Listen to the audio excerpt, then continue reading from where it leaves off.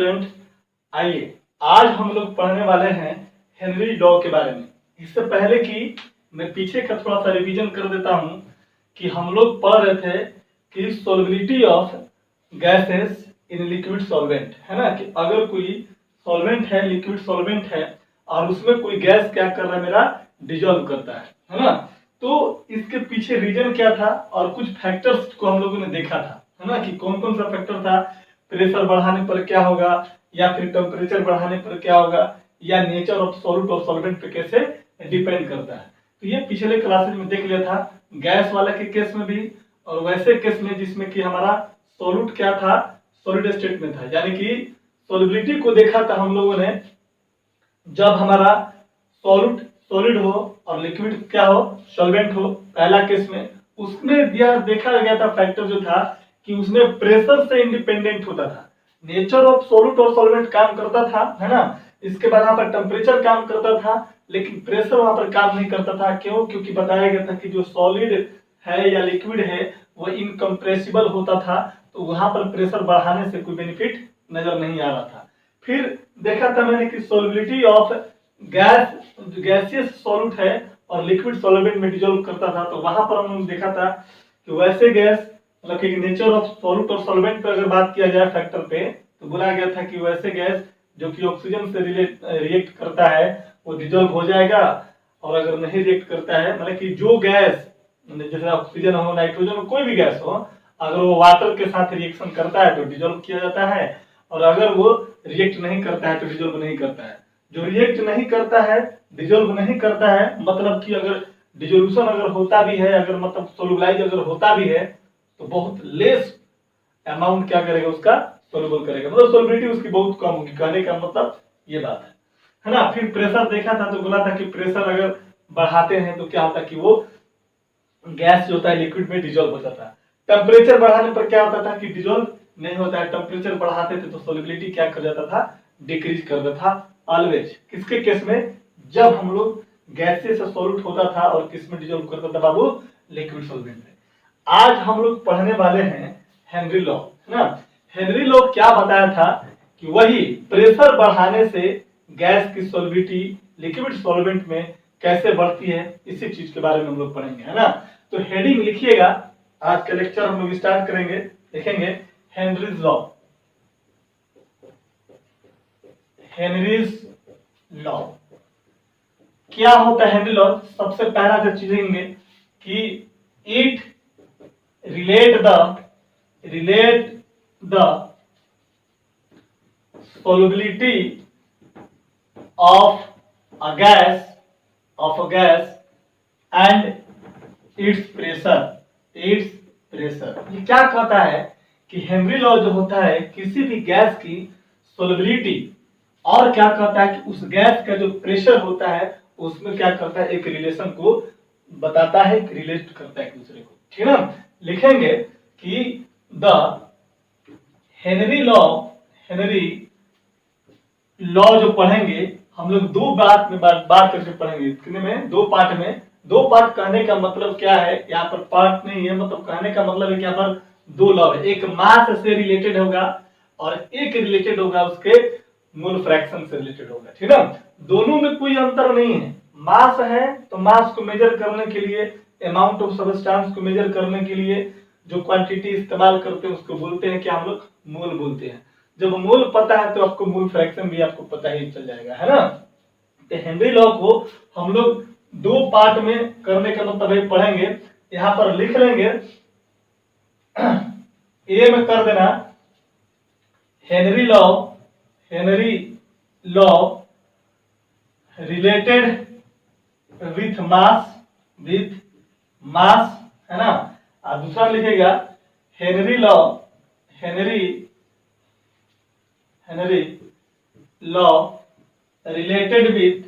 Related with क्या होगा बाबा, mole fraction. क्या होगा? Mole fraction. ये दोनों आगे चल करके देखिएगा दोनों सेम हो जाएगा, है ना, उसमें कंफ्यूजन की बात नहीं है। आपको एनसीईआरटी में क्या किया है कि एक क्वेश्चन इस मास से रिलेटेड दिया हुआ है और बाकी सारा क्वेश्चन मोल फ्रैक्शन से रिलेटेड दिया हुआ है, ठीक है। तो इतना लिखो पहले, है ना। उसके बाद हम देखते हैं सबसे पहले क्या होता है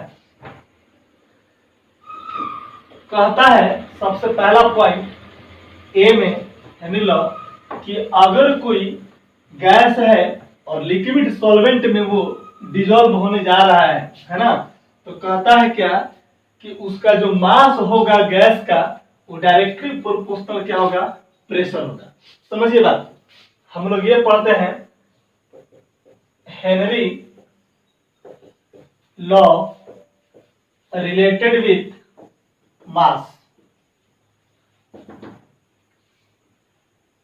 ये जो हम लोग तीसरा जो फैक्टर पढ़े थे प्रेशर पे, उसी प्रेशर के ही रिगार्ड में ये हेनरी लॉ दिया था, है ना, याद रखिएगा। हेनरी लॉ क्या कहता है, देखो समझो बात को। यहाँ पर कोई हमारे पास कोई कंटेनर है, क्या है, कोई बर्तन है, कोई वेसल से कुछ मानना है मान लीजिए, और यहाँ पर एटमोस्फियर है, क्या है बाबू, एटमोस्फियर है। एटमोस्फियर में क्या है, ये बहुत सारे गैस प्रेजेंट है, ठीक है ना। और ये हमारा क्या है, ये जो हमारा है सॉल्वेंट है, क्या है बाबू, ये सॉल्वेंट है, लिक्विड सॉल्वेंट है, लिक्विड सॉल्वेंट है। और जनरली जो होता है आपको वाटर क्वेश्चन में दिया रहेगा, है ना। अगर कोई सॉल्वेंट का नाम दे दे तो अच्छी बात है, नहीं दे तो क्या होता है वाटर, और जनरली 99% क्वेश्चन में आपको क्या दिया रहता है, वाटर दिया रहता है, ठीक है। क्या कहता है कि मान लो कि ये जो एटमॉस्फेयर में जो गैस प्रेजेंट है, उस गैस को इस लिक्विड में क्या करना है, डिसॉल्व करना है, यही ना। जब ये गैस इस लिक्विड सॉल्वेंट में डिसॉल्व होगा, इसी को हम लोग क्या बोलते थे, सॉल्युबिलिटी बोलते थे किसी खास टेम्परेचर पर, किसी खास सॉल्वेंट पर। होता क्या कि जैसे ही मान लीजिए गैस मॉलिक्यूल हमको बना दिया, है ना, तो ये बोलता क्या है कि ये गैस की जो सॉल्युबिलिटी होगी, है ना, यहाँ पर ये जो गैस है इसमें डिसॉल्व करेगा। कहता है कि इस गैस का जो मास होगा वो डायरेक्टली प्रोपोर्शनल टू द, ये गैस के द्वारा लिक्विड के सरफेस पे लगाए गए प्रेशर के डायरेक्टली प्रोपोर्शनल होता है। समझिए बात को मैं क्या बोल रहा हूं कि अगर कोई गैस है इस लिक्विड सॉल्वेंट में डिसॉल्व होना चाह रहा है, अपने आप को सॉल्युबल करना चाह रहा है, तो क्या करेगा कि ये जो गैस का जो मास है, क्या बाबू, ये जो गैस का जो मास है, ये गैस का मास इस लिक्विड सरफेस पे जितना ज्यादा प्रेशर लगाएगा उतना ही ज्यादा गैस क्या करेगा, इसमें डिसॉल्व करेगा। मतलब क्या, मान लो कि अगर इसका मास बहुत ज्यादा है तो बहुत भारी होगा, बहुत भारी होगा तब प्रेशर क्या करेगा, ज्यादा लगेगा। अरे भाई गैस है, पीवी बराबर एनआरटी, आप लोग पढ़े होंगे क्या, आइडियल गैस इक्वेशन जब पढ़े थे 11th क्लास में, तो पीवी बराबर क्या होता है, एनआरटी होता है। वॉल्यूम अगर कांस्टेंट कर दिया जाए, आर और टी ऑलवेज कांस्टेंट कर दिया जाए किसी खास टेम्परेचर पे, तो बोलोगे कि प्रेशर डायरेक्टली प्रोपोर्शनल टू क्या बाबा, मोल हो जाएगा। यानी कि तुम ये भी कह सकते हो कि मोल जो होता है गिवन वेट बटा क्या होता है, मोलिकुलर वेट होता है, यानी कि P directly proportional to W बटा कितना, मोलिकुलर मास। यानी कि अगर अमाउंट ऑफ गैस अगर बढ़ेगा, मास ऑफ गैस बढ़ेगा, तो प्रेशर भी क्या करेगा, बढ़ेगा। अच्छा दूसरी चीज, ये है गैस है। अब लड़का ये सोचेगा कि मास बढ़ने से सॉल्युबिलिटी का क्या मतलब है। अब देखो ये लिक्विड, ये हमारा लिक्विड है और यहाँ पर मेरा गैस है, तो जब तक गैस लिक्विड के कांटेक्ट में नहीं आएगा, लिक्विड के अंदर डिसॉल्व नहीं होगा, तो कैसे बोलेंगे कि वो सॉल्युबलाइज किया, सॉल्यूशन बनेगा कैसे। सॉल्यूशन को बनने के लिए सॉल्यूट और सॉल्वेंट को एक साथ मिलना पड़ेगा। यहाँ पर मेरा गैस है, ये हमारा क्या बाबू, सॉल्यूट है, ये हमारा क्या है, सॉल्वेंट है। तो जब तक ये सॉल्यूट इसके अंदर आएगा नहीं तो कैसे बनेगा। तो भैया गैस क्या करेगा, गैस इस पर प्रेशर लगाएगा। प्रेशर जितना ज्यादा प्रेशर लगेगा उतना ही इस लिक्विड के अंदर में आएगा, जितना इस लिक्विड के अंदर में आएगा वो उतना ही ज्यादा क्या करेगा, सॉल्युबलाइज करेगा। तो ये इसके मास से क्या मतलब है प्रेशर का भाई, क्योंकि जितना मास ज्यादा होगा उतना प्रेशर लगाएगा, जितना प्रेशर लगाएगा गैस मॉलिक्यूल उतना ही लिक्विड के अंदर में आएगा और जाकर के अपनी सॉल्युबिलिटी को क्या करता है, शो करेगा। आई बात समझ में, कोई दिक्कत नहीं है। प्रेशर डायरेक्टली प्रोपोर्शनल पीवी बराबर है, से प्रेशर डायरेक्टली प्रोपोर्शनल क्या होता है, numbers of mole of gas.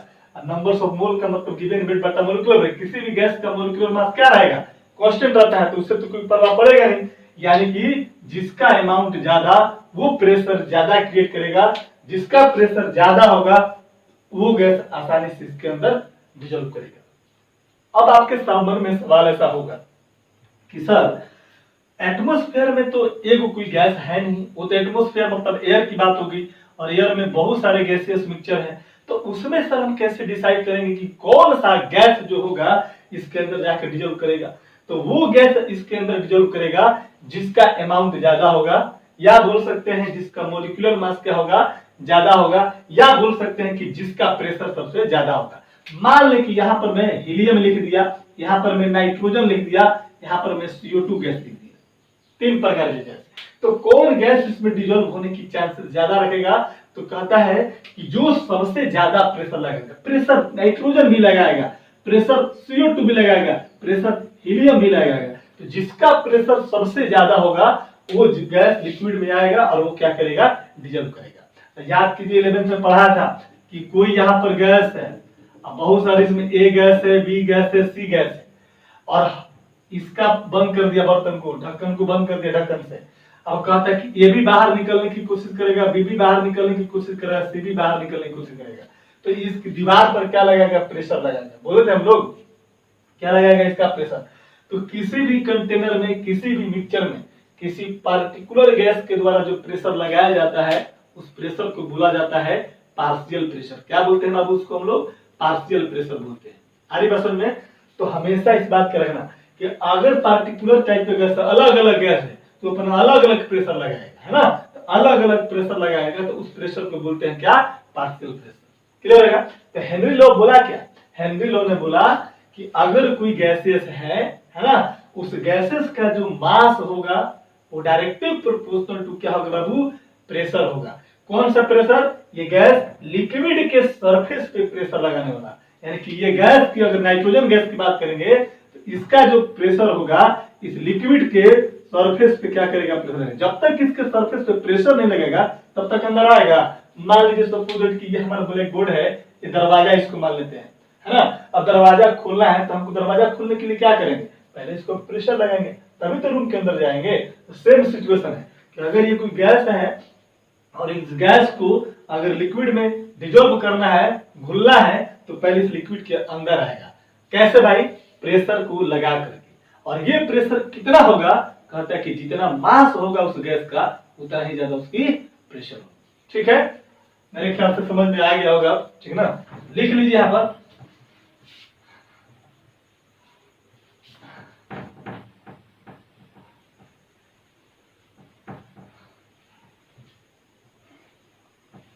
लिखेंगे Henry law related with mass में लिखेंगे कि अकॉर्डिंग टू दिस लॉ माने कि हेनरी लॉ के अनुसार कहता है क्या, the amount of gas dissolved in a liquid solvent is directly proportional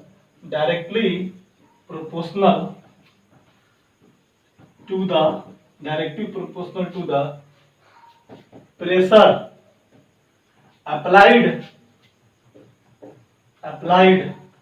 by gas on the liquid surface। कोई लोग लिक्विड सरफेस बोलता है और कोई लोग बोलता है कि इनसाइड द लिक्विड सॉल्यूशन बोलता है, ठीक है। तो उससे मतलब नहीं है लिक्विड सरफेस, ठीक है, ये बात बुझिएगा। दैट इज हम लोग कह सकते हैं, क्या कह सकते हैं कि W जो होगा, W क्या है मेरा, अमाउंट ऑफ गैस है। किसी किताब में स्मॉल m लिखा हुआ है, मैं स्मॉल m लिख सकता था, क्योंकि स्मॉल m इसलिए मैं नहीं लिख रहा हूं, कहीं बच्चे ये समझ लेंगे कि ये मोलालिटी है। आई बात समझे ना, इसलिए मैं इसको शुरू से वेट को, मास को किससे बना, W से। तो W क्या हो जाएगा, डायरेक्टली प्रोपोर्शनल टू क्या हो जाएगा बाबू, P हो जाएगा ना। इस P को हम पार्शियल प्रेशर भी बोल सकते हैं, है ना, कोई दिक्कत नहीं है। पार्शियल प्रेशर, मान लो एटमॉस्फेयर में बहुत सारा गैस है और कोई एक गैस डिसॉल्व करना चाहता है तो वो अपना पार्शियल प्रेशर लगाएगा, उसका कुछ प्रेशर होगा, है ना। बहुत सारे होंगे तो सबका पार्शियल प्रेशर की बात करेंगे। तो हमने सिंपली प्रेशर लिखा, या बगल में तुम्हें ज्यादा दिक्कत है तो पार्शियल प्रेशर कर दो। ये पार्शियल प्रेशर उस टर्म में इस्तेमाल होगा जब बहुत सारा मिक्सचर प्रेजेंट होगा। क्वेश्चन में दिया रहेगा किसी पार्टिकुलर गैस का, है ना, तो वहां पर अपना प्रेशर बोलो या पार्शियल प्रेशर बोलो, कोई उससे मतलब नहीं है आपको, ठीक है ना।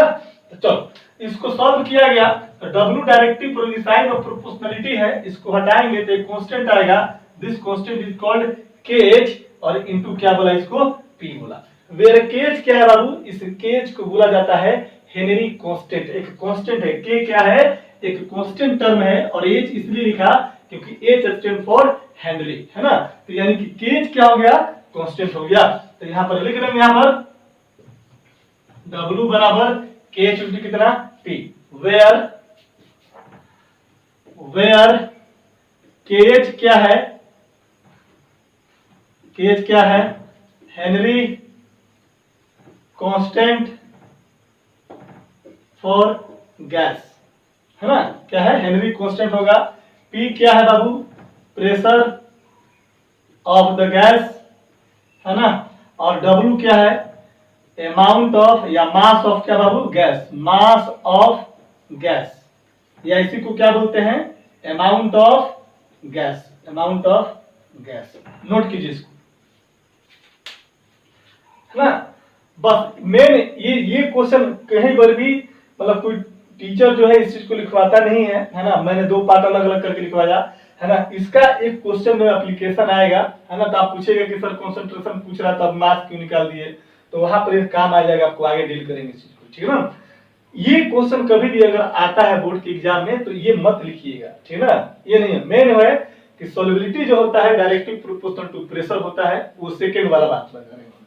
जल्दी करो, यानी कि यहां पर तुम क्या निकालो कि अगर मान लो कि जिसका अमाउंट ज्यादा होगा वो प्रेशर ज्यादा क्रिएट करेगा, और अभी अभी पिछले क्लास में पढ़े थे कि जिसका प्रेशर ज्यादा वो गैस क्या करेगा, ज्यादा डिसॉल्व करेगा। यानी कि इट क्लियर दैट क्या करोगे कि सॉल्युबिलिटी जो होगा डायरेक्टली प्रोपोर्शनल टू क्या हो जाएगा, प्रेशर हो जाएगा ना। यानी कि जिसका अमाउंट ज्यादा रहेगा, जल्दी करो आगे बढ़े, इसी को लिखेंगे और थोड़ा एक्सप्लेन करके, जल्दी करो, इसी को थोड़ा सा और मैं एक्सप्लेन कर देता हूं। हाँ, तो दैट इज हम कह सकते हैं कि W जो होता है यानी कि अमाउंट ऑफ जो गैस होगा डायरेक्टली प्रोपोर्शनल क्या होगा, प्रेशर होगा, और ये डायरेक्टली प्रोपोर्शनल कितना होगा बाबू, सॉल्युबिलिटी होगा।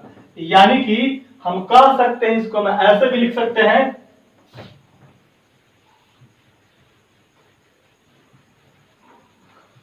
हम इसको ऐसे भी लिख सकते हैं कि जो सॉल्युबिलिटी का जो रिलेशन है मास से सॉल्युबिलिटी डायरेक्टली प्रोपोर्शनल टू क्या हो जाएगा, बोलते बाबू, प्रेशर, और दिस इज डायरेक्टली प्रोपोर्शनल क्या हो जाएगा, अमाउंट ऑफ गैस। यानी कि अमाउंट ऑफ गैस बढ़ेगा तो प्रेशर बढ़ेगा, और प्रेशर बढ़ेगा तो क्या बढ़ेगा, सॉल्युबिलिटी ऑफ गैस बढ़ेगा।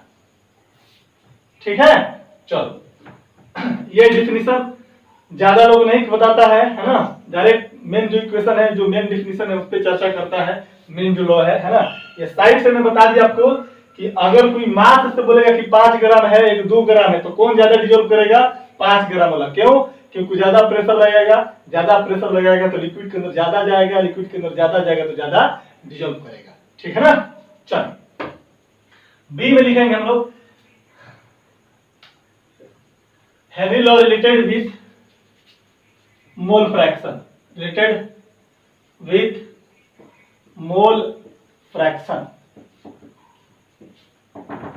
क्या लिखेंगे, Henry law related with mole fraction. देखो मिटा इसको, नोट कर लीजिए, ये वाला मत लिखिएगा, है ना, ये पहले वाला का था, ये दूसरा पढ़ेंगे हम लोग।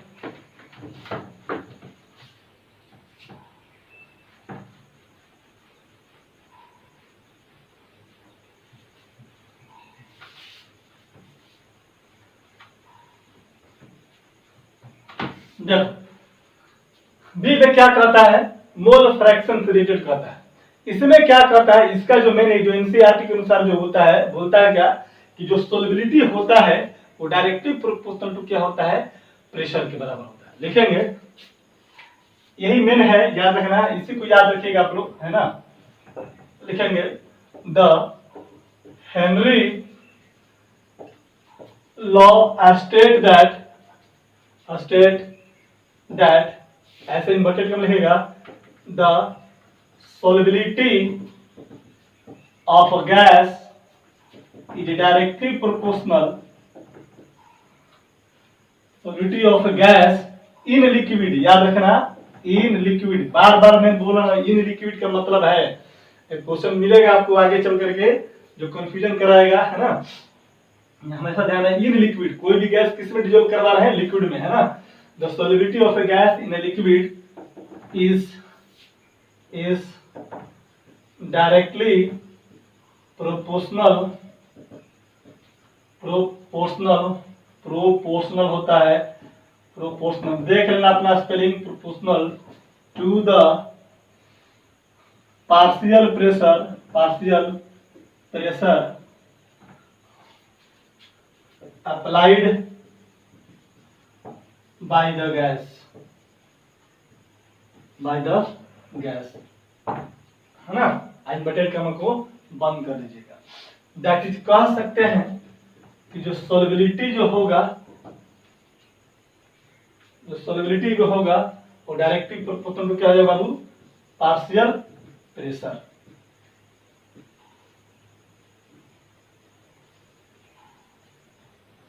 अब जरा सा देखते हैं यहाँ पर, ये हो गया एनसीईआरटी में लाइन लिखा हुआ है, ठीक ना। अब ये लाइन बहुत लोगों को कंफ्यूज कर देगा, है ना, बहुत लोगों को कंफ्यूज करता है कि सॉल्युबिलिटी पार्शियल प्रेशर से क्या मतलब है ना। देखो होता क्या है कि सॉल्युबिलिटी का मतलब क्या होता है, हम लोग डिफिनेशन पर चल जाइए कि अमाउंट ऑफ सॉल्यूट जो होता है डिसॉल्व करता है किसमें, किसी लिक्विड सॉल्वेंट, है ना। अमाउंट ऑफ सॉल्यूट जो होता है उसको बोलने के लिए हम ये बात बोल सकते हैं कि कोई एक सब्सटेंस है उसका जो अमाउंट की यदि बात किया जाएगा तो ये बात बोला जाएगा कि उसका मोल, क्योंकि केमिस्ट्री में तो हम लोग यही पढ़ते हैं कि किसी भी सब्सटेंस के अमाउंट को अगर मेजर करना पड़े तो किसका इस्तेमाल करते हैं बाबू, मोल का इस्तेमाल करते हैं, कोई दिक्कत नहीं है।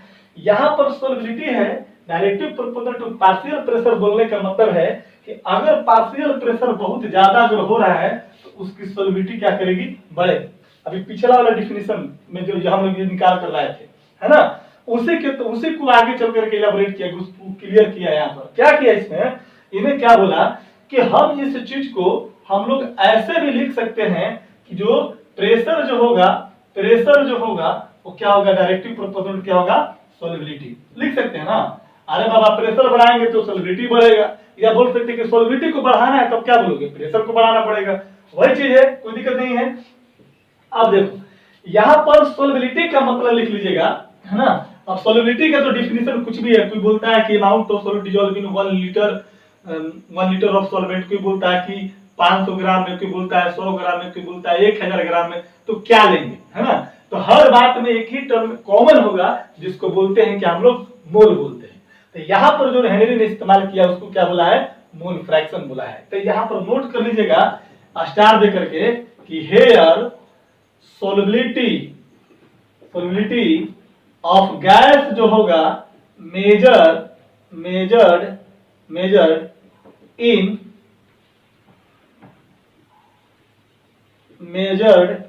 इन टर्म्स ऑफ मोल फ्रैक्शन। याद रखना क्या बाबू, मोल फ्रैक्शन याद रखिएगा। मोल फ्रैक्शन का मतलब क्या हो जाएगा, मोल की बात करिए, है ना। क्योंकि किसी भी चीज का अगर मान लो कि कोई हमारे पास यहाँ पर मान लीजिए सपोज दैट कि यहाँ पर कोई लिक्विड सॉल्वेंट है, क्या है, और यहाँ पर कोई गैस पार्टिकल है ना। अब इसका कहता है कि कितना अमाउंट डिसॉल्व करेगा, उसी को बोलते हैं सॉल्युबिलिटी। जब बात कर दिया इसका अमाउंट का तो बात हो गया क्या है बाबू, इसका मोल का हो गया। मोल की बात की तो तुम मोल फ्रैक्शन भी बोल सकते हो। मोल फ्रैक्शन क्यों बोलेंगे भाई, क्योंकि इसमें गैस डिसॉल्व कर रहा है ना, इसमें क्या कर रहा है, गैस डिसॉल्व कर रहा है। जैसे ही जब इसमें डिसॉल्व करेगा तब तो बन जाएगा सॉल्यूशन, और सॉल्यूशन में दो कंपोनेंट, एक सॉल्यूट और दूसरा क्या, सॉल्वेंट का। तो भाई टोटल में गैस कितना परसेंट है, टोटल मोल ऑफ सॉल्यूशन में गैस का मोल कितना परसेंट है, उसी से तो बोलते हैं क्या, मोल फ्रैक्शन बोलते हैं।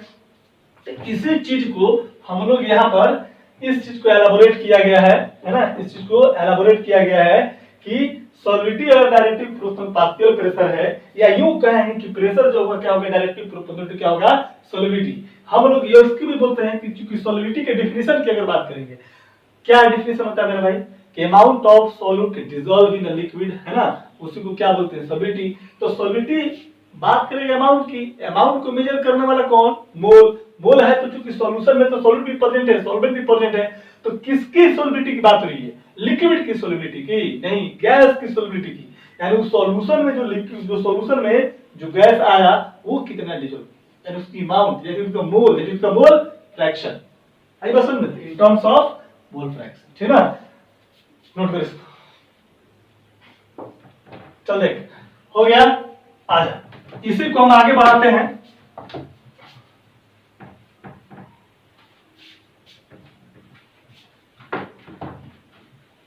इसी को हम लोग आगे बढ़ाते हैं और आगे हम लोग यहां पर ये चीज करेंगे कि नाउ वी ऑल्सो राइट, क्या हम लोग इसको लिख सकते हैं कि मोल fraction of solute is directly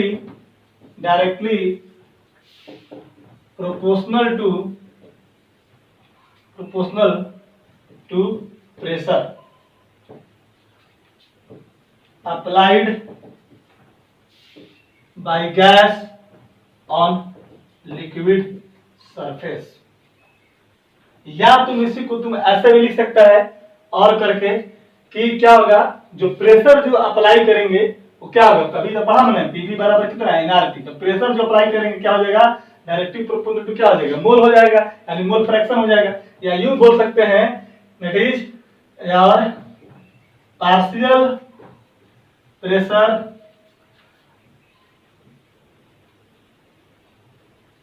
applied on liquid surface is directly proportional to mole fraction of कौन सा, गैस। याद रखिएगा मोल फ्रैक्शन ऑफ गैस, यानी कि गैस मेरा क्या काम करेगा, सॉल्यूट की तरह काम करेगा, ठीक है। Mole fraction of gas in liquid solvent, याद रखना। यानी कि देखो ये भी वही बात है ना, और ये भी वही बात है, दोनों में कोई अंतर नहीं है। Mole fraction directly proportional to क्या हो जाएगा, डायरेक्टली प्रोपोर्शनल टू प्रेशर बोलो या pressure directly proportional to mole fraction बोलो, सॉल्युबिलिटी बोलो pressure directly proportional to solubility या डायरेक्ट सॉल्युबिलिटी जो होगा डायरेक्टली प्रोपोर्शनल टू प्रेशर, है ना। तो सेम चीजें यहाँ पर कभी कंफ्यूजन मत कीजिएगा कि सर आपने जो सॉल्युबिलिटी को मोल फ्रैक्शन से कैसे रिलेट कर दिया। तो सॉल्युबिलिटी का मतलब होता है कि amount of solute dissolve in 100 gram of solvent, या जो भी बोलता है किसी क्वांटिटी में डिसॉल्व कर लो उसी को बोलते हैं सॉल्युबिलिटी। तो भाई अमाउंट ऑफ सॉल्युबिलिटी किसके लिए इस्तेमाल किया गया, लिक्विड के लिए नहीं, गैस के लिए। तो गैस का कुछ अमाउंट होगा, अमाउंट को मोल से मेजर करेंगे, और चूंकि सॉल्यूशन में सॉल्यूट भी प्रेजेंट है, सॉल्वेंट भी प्रेजेंट है, तो वहां पर क्या होगा, सॉल्यूट का मोल फ्रैक्शन होगा। क्योंकि मान लो कि कोई मिक्सचर प्रेजेंट है, किसी एक का बात करना है, तो एक का बात कैसे निकालेंगे, फ्रैक्शन से निकालेंगे उसकी, इसीलिए उसको क्या बोला हमने, मोल फ्रैक्शन। ठीक है, जल्दी करो इसका, हो गया, चल देख जल्दी कर, लिख सकते हैं इसको हम लोग।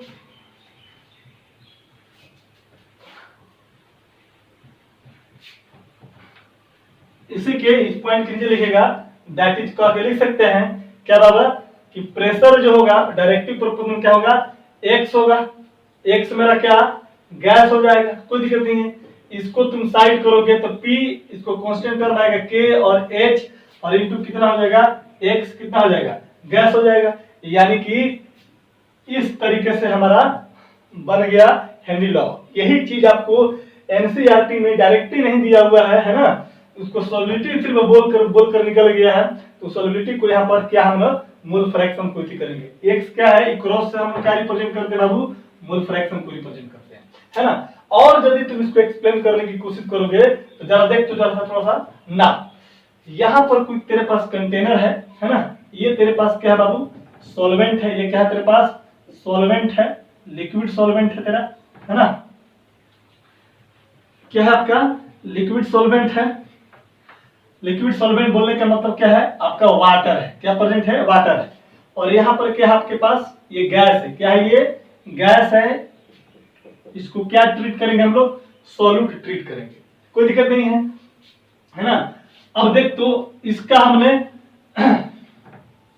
मोल मान लिया कितना, n गैस मान लिया, और यहाँ पर जो वाटर है इसका जो मोल मान लिया कितना, NH2O मान लिया। क्या मान लिया, NH2O, है ना, कोई दिक्कत नहीं है। अब देख तो जब ये इसमें डिजोल्व कर जाएगा, है ना, तो टोटल मोल कितना हो जाएगा, टोटल मोल कितना जब बोल तो n गैस प्लस कितना, n कितना बन जाएगा, H2 हो जाएगा। अब इसको हम देख तो लिख सकते हैं क्या, यहाँ पर लेट कर ले, ज्यादा दिक्कत हो जाता है ना। देख तो P बराबर KH, KH क्या है बाबू, हेनरी कांस्टेंट है, और X गैस के बदले में तो लिख सकता है N गैस, लिख सकता है क्या, इसके बाद लिख देते हैं N गैस प्लस कितना, NH2 लिख सकते हैं, कोई दिक्कत नहीं है। मोल फ्रैक्शन गैस का निकालना है तो गैस का मोल बटेंगे टोटल मोल, कोई दिक्कत नहीं है। चलिए लिख लीजिए, लिख लेंगे यहाँ पर, इसको कर लो चाहे इसको कुछ भी कर लो, लिख लोगे ऐसे करके लिख लेना। This equation is called Henry law, Henry law, ठीक है। चलो आगे बढ़े, आइए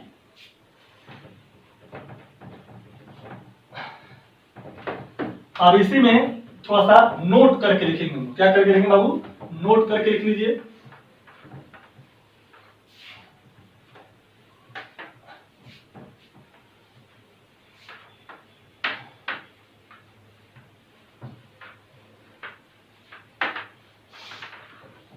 इसी में नोट करके लिख लो,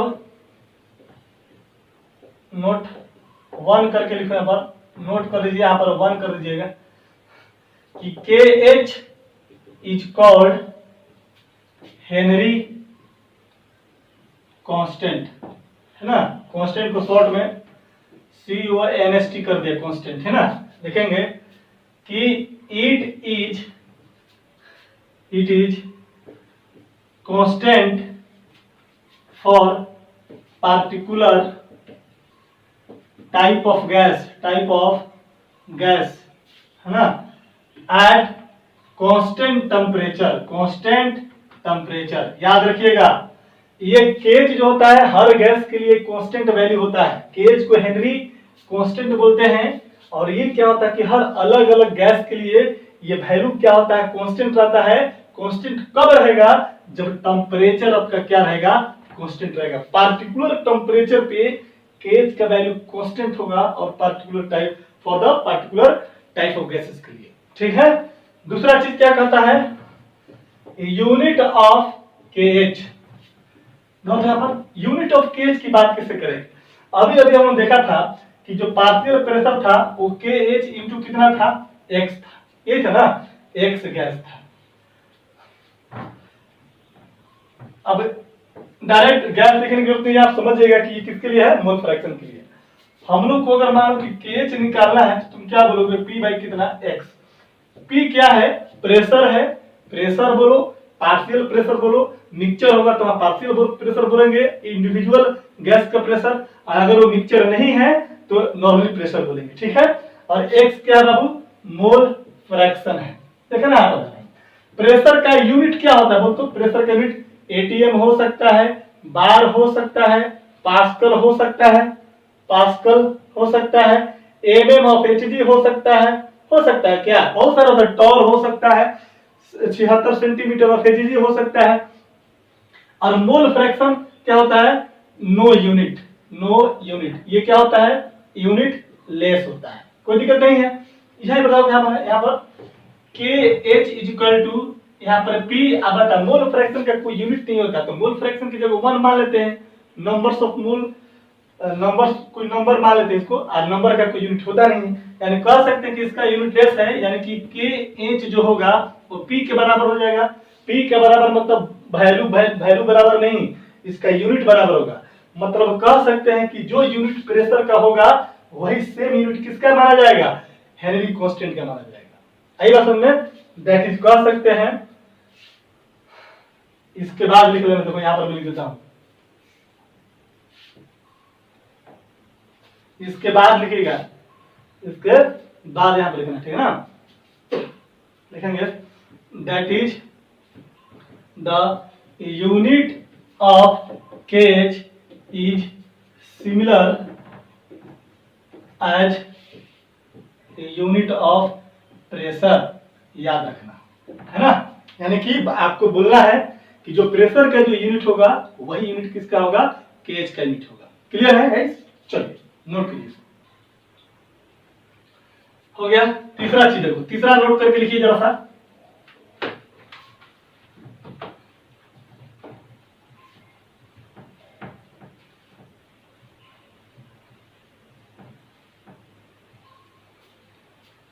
नोट नंबर तीसरा रहेगा,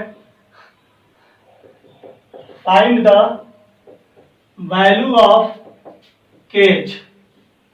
केज का वैल्यू कैसे निकलेंगे? अभी अभी देखा P बराबर केज इंटू कितना x था, इसलिए केज बराबर कितना P बाई कितना हो जाएगा x हो जाएगा, कोई दिक्कत नहीं है। Pressure of gas, mole fraction of gas, this is called pressure of gas. और ये क्या बाबू, मोल फ्रैक्शन ऑफ गैस हो जाएगा, हो जाएगा। इसको ग्राफ से तुम देखोगे, अब इसको क्या करना है आपको, बाई ग्राफ देखिएगा इसको, है ना। तो ग्राफ यहां बना लो, इसका ग्राफ देख लो जरा सा, क्या है y बराबर mx हो गया। कैसा ग्राफ बनेगा, स्ट्रेट लाइन इंक्रीजिंग बनेगा, लिनियरली क्या करेगा, इंक्रीज करेगा, है ना। यहाँ पर ये कर लीजिए, यहाँ पर ये कर लीजिए, यहाँ पर लगा दीजिए प्रेशर, यहाँ पर लगा दीजिए गैस, और इस तरीके से क्या करेगा, ये बढ़ेगा। ये आपका y एक्सिस, ये आपका x एक्सिस, ये हमारा x जो है, x गैस कर देता हूं मैंने, मोल फ्रैक्शन ऑफ गैस है, ये x एक्सिस है, ठीक ना। यहाँ पर तुम देखोगे स्लोप इसका, तो ये एंगल थीटा, और स्लोप tan थीटा के बराबर होता है, स्लोप थीटा यानी कि am बराबर tan थीटा, और tan थीटा कितना, लंब बटा में कितना आधार, तो लंब यानी इस पर कौन सा y एक्सिस पर कौन सा है, इसको बोलोगे y, और नीचे में कौन सा एक्सिस, x एक्सिस, y पर कौन सा है p, और नीचे में कौन सा है x गैस। इसी को क्या बोलते हैं, केज बोलते हैं, नहीं बोलते हैं। चलिए चौथा नंबर लिखिए, पॉइंट नंबर 4, इधर देखो, पॉइंट नंबर 4 यहाँ पर कहता है कि केज का वैल्यू, मैंने बताया अभी कि केज का वैल्यू किसी खास टेम्परेचर पे क्या होता है, कांस्टेंट होता है ना। तो कहता है कि केज जो होता है टेम्परेचर पे डिपेंड करेगा, यानी कि टेम्परेचर कांस्टेंट तो केज कांस्टेंट, टेम्परेचर वेरी करेगा तो केज भी क्या करेगा, वेरी करेगा। लिखेंगे the KH is directly proportional to temperature. किस पे डिपेंड करेगा वो, टेम्परेचर पे। दैट इज कह सकते हैं कि KH directly proportional to temperature, temperature को बढ़ाओगे तो KH का वैल्यू क्या करेगा, बढ़ेगा। हो गया, कोई दिक्कत नहीं है, जल्दी नोट करो। हमने KH का वैल्यू कांस्टेंट माना था डियर, लेकिन किसके लिए, किसी कांस्टेंट टेम्परेचर पे। अगर टेम्परेचर ही चेंज कर देंगे तो KH क्या कर जाएगा, चेंज कर जाएगा। आई पसंद डाले, चलिए चौथा पॉइंट हो गया। पांचवा पॉइंट लिख दो तो,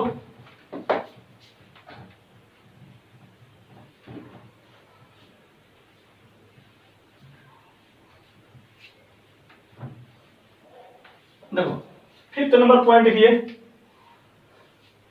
यहीं पर कर रहा हूं। फिफ्थ नंबर पॉइंट क्या कहता है, जरा देखो, हम लोग गैस की सॉल्युबिलिटी पढ़ रहे हैं, किसमें बाबू, गैस की सॉल्युबिलिटी हम लोग पढ़ रहे हैं किसमें, ये आपका लिक्विड में पढ़ रहे हैं, है ना, सॉल्वेंट में पढ़ रहे हैं। तो हमने देखा था कि उसमें देखा था कि टेम्परेचर जब बढ़ाते थे तो कहता था कि जब टेम्परेचर बढ़ता था तो सॉल्युबिलिटी क्या करता था, डिक्रीज करता था। समझिए बात को ना, ये हमारा लिक्विड है ना, और यहाँ पर मेरा गैस है, यह सब गैस है, और ये कहता है कि गैस इसके अंदर आएगा। और मान लो कि तूने क्या किया, इसका टेम्परेचर बढ़ा दिया तो क्या करेगा, और ये इवापोरेट करके गैस के रूप में बाहर निकल जाएगा, नहीं निकल जाएगा। यानी कि टेम्परेचर जितना कम होगा उसकी सॉल्युबिलिटी ज्यादा होगी। तो पांचवा केस में हम लोग पढ़े थे, अभी भी फैक्टर में वहां पर देख लीजिएगा, अभी जस्ट हम पढ़े थे आधा घंटा पिछले क्लास में। हम लिखेंगे कि the solubility of gas in a liquid is क्या था बाबू, inversely proportional to the temperature that is, कह सकते हैं कि जो सोलिबिलिटी था वो टेम्परेचर के क्या था, इनवर्सली प्रोपोर्शनल था। देखो यहाँ पर, यानी कि अगर टेम्परेचर तुम बढ़ाते हो तो सोलिबिलिटी डिक्रीज कर जाता है। हमने देखा था जस्ट।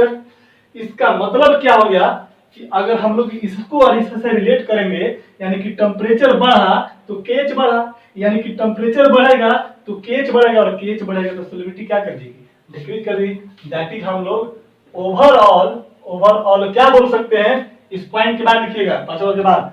दैट इज हम कह सकते हैं कि ओवरऑल, छठा कर दो यार, है ना। दैट इज कह सकते हैं ओवरऑल वी से दैट क्या कह सकते हैं कि सोलिबिलिटी जो होगा इनवर्सली प्रोपोर्शनल टू कितना, केएच, और this is inversely proportional to क्या, टेम्परेचर। हो गया ना, याद रखना, है ना। अगर इसकी टेम्परेचर ज्यादा तो हेनरी कांस्टेंट ज्यादा तो सोलिबिलिटी क्या हो जाएगा, कम हो जाएगा, डिक्रीज कर जाएगा। अब तेरे से क्वेश्चन में यहाँ पर पूछ दूं इस तरीके से, ए है ना, बी है, सी है, समझो बात को। इसका केएच का वैल्यू बोल दूंगा कितना है, 1.9 गुना 10⁻² बार, है ना। बी का केएच जो होता है 1.8 गुना 10⁻² बार है, और सी का बोल दूं कि इसका जो केएच है ये कितना है बाबू 0.987 हो गया बार है। तो मैं आपसे क्वेश्चन में पूछूंगा इस तरीके से, इसको इतना ही कर दे, -2 बार कर देते हैं। तो मैं बोलूंगा कौन सी गैस जो होगा, कौन सा जो गैस होगा मोर सोल्यूबल होगा, which one is more soluble, कौन मोर सोल्यूबल होगा, ए में ए, बी में बी, सी में सी, बताओ। जिसका क्या होना चाहिए, केएच का वैल्यू कम होना चाहिए। अगर इसका केएच कम तो सोल्यूबिलिटी क्या होगा, ज्यादा होगा ना। तो देख तो किसका केएच का वैल्यू कम है, 1.9 × 10⁻², देख तो 10⁻², 10⁻², 10⁻², सब में कॉमन है, तो 1.9, 1.8, 0.98, तो आंसर कौन सा हो जाएगा, सी गैस। इसकी सोल्यूबिलिटी क्या होगी, ज्यादा। क्यों भैया, क्योंकि सोल्यूबिलिटी क्या है, केएच का क्या है, इनवर्सली प्रोपोर्शनल है। आई बात समझ में। चलो 5वां पॉइंट हो गया, 6ठा पॉइंट हो गया, जल्दी नोट करो फटाफट। चल देखिए 7वां पॉइंट देखिए, कहता है क्या कि जो एक्वेटिक एनिमल्स होते हैं, एक्वेटिक एनिमल का मतलब समझते हैं ना, एक्वेटिक का मतलब होता है जो जलीय जीव जंतु होता है, जैसे कि आपका मेढक हो गया, मछली हो गया, है ना, मतलब बहुत सारे और भी होते हैं एनिमल्स जो है, जो पानी के अंदर में रहते हैं। तो कहता है कि जो भी एक्वेटिक एनिमल है वो कहता है कि जो कोल्ड टेम्परेचर होता है, क्या होता है, कोल्ड टेम्परेचर का मतलब होता है ठंडा, यानी कि लो टेम्परेचर होता है। तो कहता है कि लो टेम्परेचर वाले पानी में वो ज्यादा अपने आप को कंफर्ट फील करता है। कंफर्ट का मतलब आरामदायक फील करता है विद रिस्पेक्ट टू क्या बाबू, हाई टेम्परेचर वाले, यानी कि हॉट टेम्परेचर वाले में, है ना। जैसे मान लो कि यहाँ पर एक कंटेनर है और यहाँ पर क्या है तुम्हारे पास, ये ठंडा पानी है, कोल्ड वाटर है। कोल्ड वाटर का मतलब इसका बाबू टेम्परेचर क्या हो गया, इसका डाउन हो गया, है ना। और यहाँ पर क्या है तेरे पास, एक हॉट वाटर है, क्या है, हॉट वाटर है, हॉट वाटर बोलने का मतलब क्या है, यहाँ पर तेरे पास टेम्परेचर क्या हो गया, इसका लो हो गया। आई बस में। अब जरा देखो होता क्या है समझो। अगर मैंने मान लो कि यहाँ पर हमने मछली बना दिया, क्या बना दिया बाबू, मछली बना दिया इस तरीके से। ये मछली पानी के अंदर में है, कोल्ड वाटर है, टेम्परेचर कम, आपको पता है कि वाटर में क्या डिजोल्व रहता है, ऑक्सीजन डिजोल्व रहता है, पता है ना। तो इसको यहाँ पर जब टेम्परेचर कम है, टेम्परेचर यदि कम होगा तो सॉल्युबिलिटी ऑफ गैस क्या होगा, इसका ज्यादा होगा। इसका मतलब कि इस मछली को, इस फिश को रिस्पायरेशन करने के लिए, श्वास लेने के लिए क्या जरूरत पड़ेगी, ऑक्सीजन। दुनिया के कोई भी लिविंग वस्तु है उसको रिस्पायर करने के लिए, श्वास लेने के लिए उसको ऑक्सीजन की जरूरत है।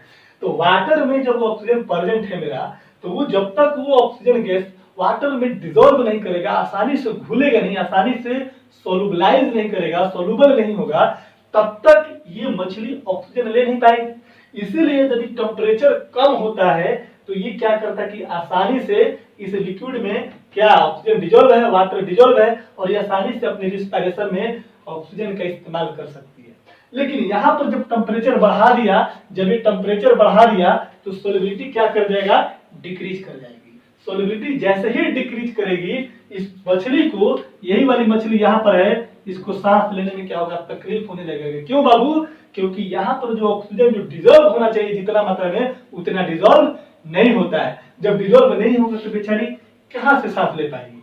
सांस नहीं ले पाएगी तो क्या होगी, मरने के क्या गड़बड़ आ जाएगी। अब घर में एक्सपेरिमेंट करो, बरसात के समय में मछली उछली मिलेगी, जिंदा मछली पकड़ के लाओ, एगो कंटेनर में थोड़ा सा पानी क्या करो, गर्म कर लो उसको, नॉर्मल रूम टेम्परेचर से ज्यादा कर दो उसको, मतलब है ना, कि 50-60 डिग्री टेम्परेचर पर रख दो यार, है ना। और आइस को जो है क्या करो, एकदम नॉर्मल रूम टेम्परेचर पर रखो, देखो कि दोनों में की मछली है वो कौन सबसे पहले मरेगी। आपको मालूम चलेगा कि हाई टेम्परेचर वाला जो है उसमें ज्यादा जल्दी मर जाती है, ठीक है ना। तो क्वेश्चन पूछता है कि कोल्ड एक्वेटिक जो एनिमल है वो कोल्ड वाटर में क्या करता है, अपने आप को ज्यादा कंफर्ट करता है with respect to hot water में। ऐसा क्यों? तो आपका रीजन होना चाहिए कि सर कोल्ड वाटर बोलने का मतलब टेम्परेचर कम होगा, जहां टेम्परेचर कम होगा तो उसमें जो डिजोल्व ऑक्सीजन गैस है वो आसानी से क्या कर जाएगा, डिजोल्व कर जाएगा। आसानी से डिजोल्व कर जाएगा तो एक्वेटिक एनिमल क्या करेंगे कि सांस लेने में उनको आसानी होगी। जबकि हॉट वाटर के केस में ऐसा नहीं होता है। हॉट वाटर के केस में यदि टेम्परेचर बढ़ा देगा तो गैस जो ऑक्सीजन जो प्रेजेंट है वो उसमें आसानी से डिजोल्व नहीं करेगा। जो डिजोल्व नहीं करेगा तो एक्वेटिक एनिमल सांस नहीं ले पाएंगे और वो अपने आप को कंफर्ट फील नहीं करेंगे, दैट इज डेथ के कगार पे पहुंच जाएंगे। क्लियर है? लिख लेंगे नेक्स्ट पॉइंट, पॉइंट नंबर 6 हो गया, 7 लिख लीजिए, पॉइंट नंबर 7 लिख लो। पॉइंट नंबर 7 में लिखेंगे कि the aquatic animal more feel, ऐसे कर दो, feel more comfortable in cold water with respect to hot water। लिखेंगे in cold water due to low temperature the solubility of oxygen O2 gas is more and available for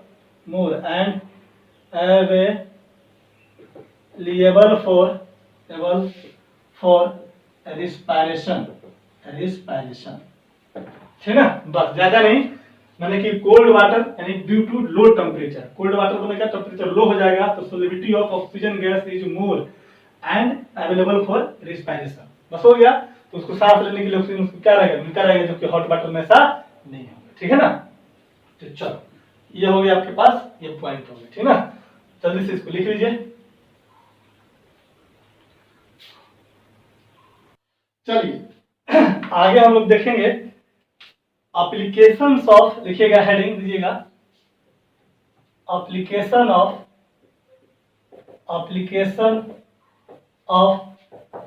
Henry's law.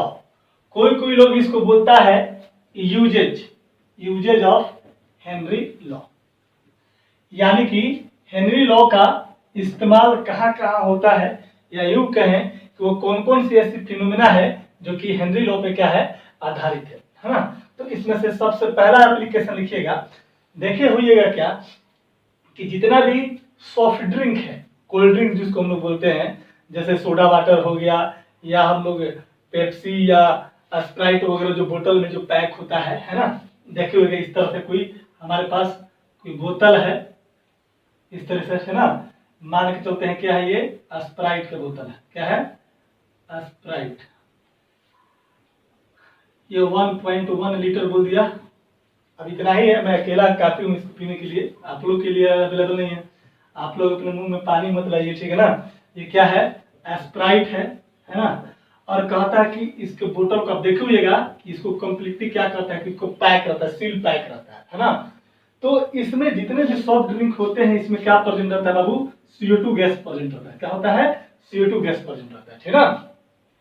अब normally जो CO2 जो होता है ये water में dissolve नहीं होता। क्या होता है, वाटर में डिजोल्व नहीं होता।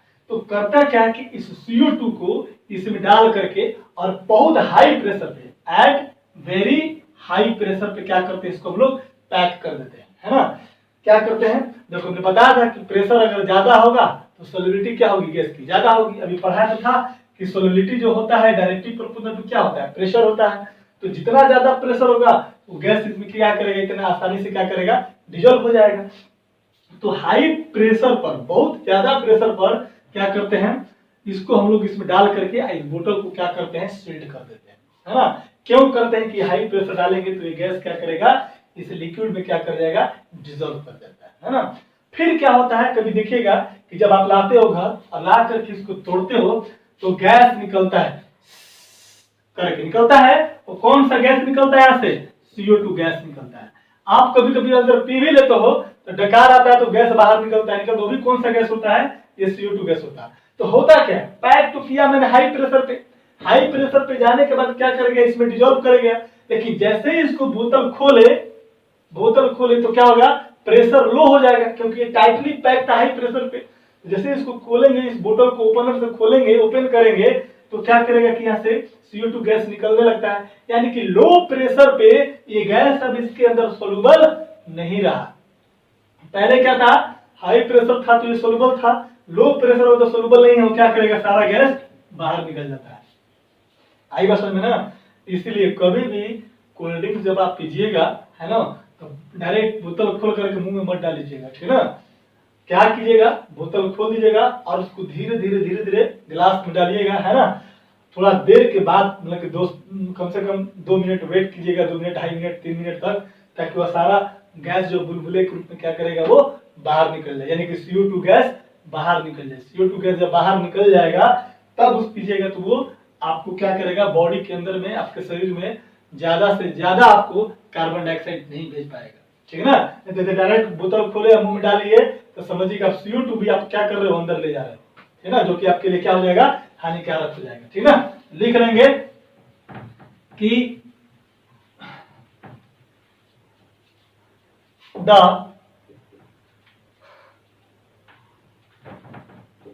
The soft drink and soda water, है ना।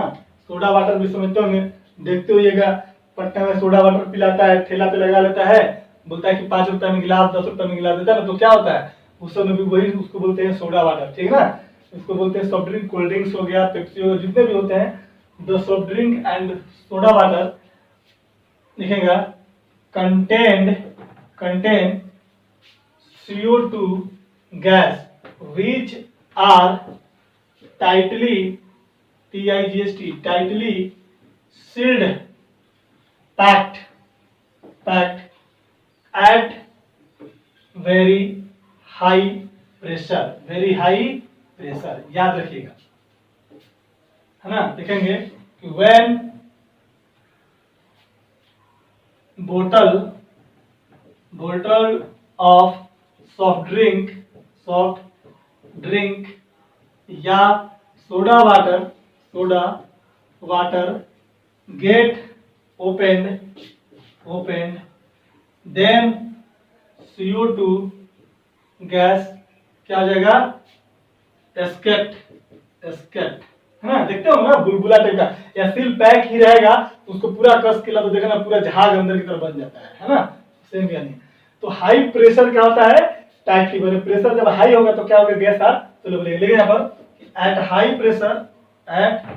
High pressure CO2 get dissolve in क्या, सॉफ्ट ड्रिंक बोलो, सोडा वाटर बोलो, ETC कर देते यार, बहुत सही लगता है ना। तो ये भी क्या है, एक प्रकार का किस पर बात किया, प्रेशर हाई है तो गैस डिजोल्व कर जाएगा, मतलब ये क्या है, हेनरी लॉ को फॉलो कर रहा है ना। चलो दूसरा लिखेंगे, हटा दें इसको, जल्दी कर मेरे भाई।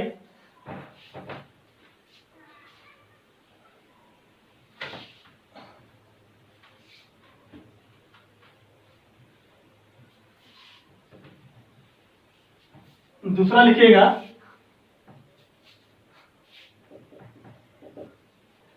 हाई एल्टीट्यूड, माने जब पर्वत पे, पठार पे, पहाड़ पे या बहुत ऊंची जगह पर जब जाते हो तो क्या करता है कि आपको सांस लेने में बहुत तकलीफ होती है। सांस लेने में तकलीफ होने का मतलब ये नहीं कि आपका नाक नहीं चलेगा, नहीं कर पाओगे, मतलब कि आपको सफोकेशन टाइप का फील होता है, दम घुटने लगता है कि क्या करें क्या नहीं करें, ठीक ना। वहां पर क्या होता है कि जैसे ही आप हाई एल्टीट्यूड पे, जैसे मान लो कि इस तरह से पहाड़ बना दिया मैंने, है ना, ये जो हो गया सरफेस हो गया, इस सरफेस को मैंने बोला क्या, ग्राउंड लेवल। क्या बोला बाबू इसको, ग्राउंड लेवल बोला। ग्राउंड लेवल पे जो प्रेशर होता है 1 एटीएम प्रेशर होता है, जिसको हम लोग क्या बोलते हैं, एटमॉस्फेरिक प्रेशर होता है।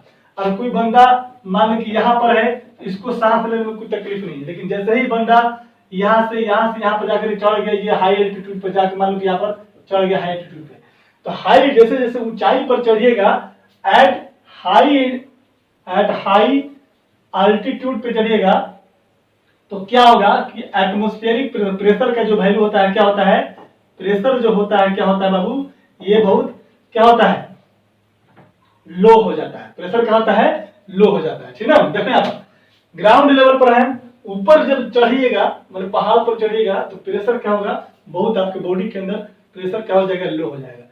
आप क्या करते हो, जब ऊपर चढ़ते हो तो सांस लेते हो ना, नॉर्मल ग्राउंड लेवल पे हम तो सांस लेते हैं, तो ऊपर जब जाइएगा तो सांस लेने में कौन सा गैस इस्तेमाल करते हैं हम लोग, ऑक्सीजन गैस इस्तेमाल करते हैं। तो ऑक्सीजन गैस की जो सोलिबिलिटी होगी, जब प्रेशर कम होगा तो ऑक्सीजन गैस जो होगा ब्लड में क्या करता है, वो लेस सोल्यूबल होगा। यानी कि प्रेशर अगर लो है ना, तो सोलिबिलिटी जो होगा वो क्या हो जाएगा, इसका कम हो जाएगा, इसका भी सोलिबिलिटी क्या होगा, लो होगा।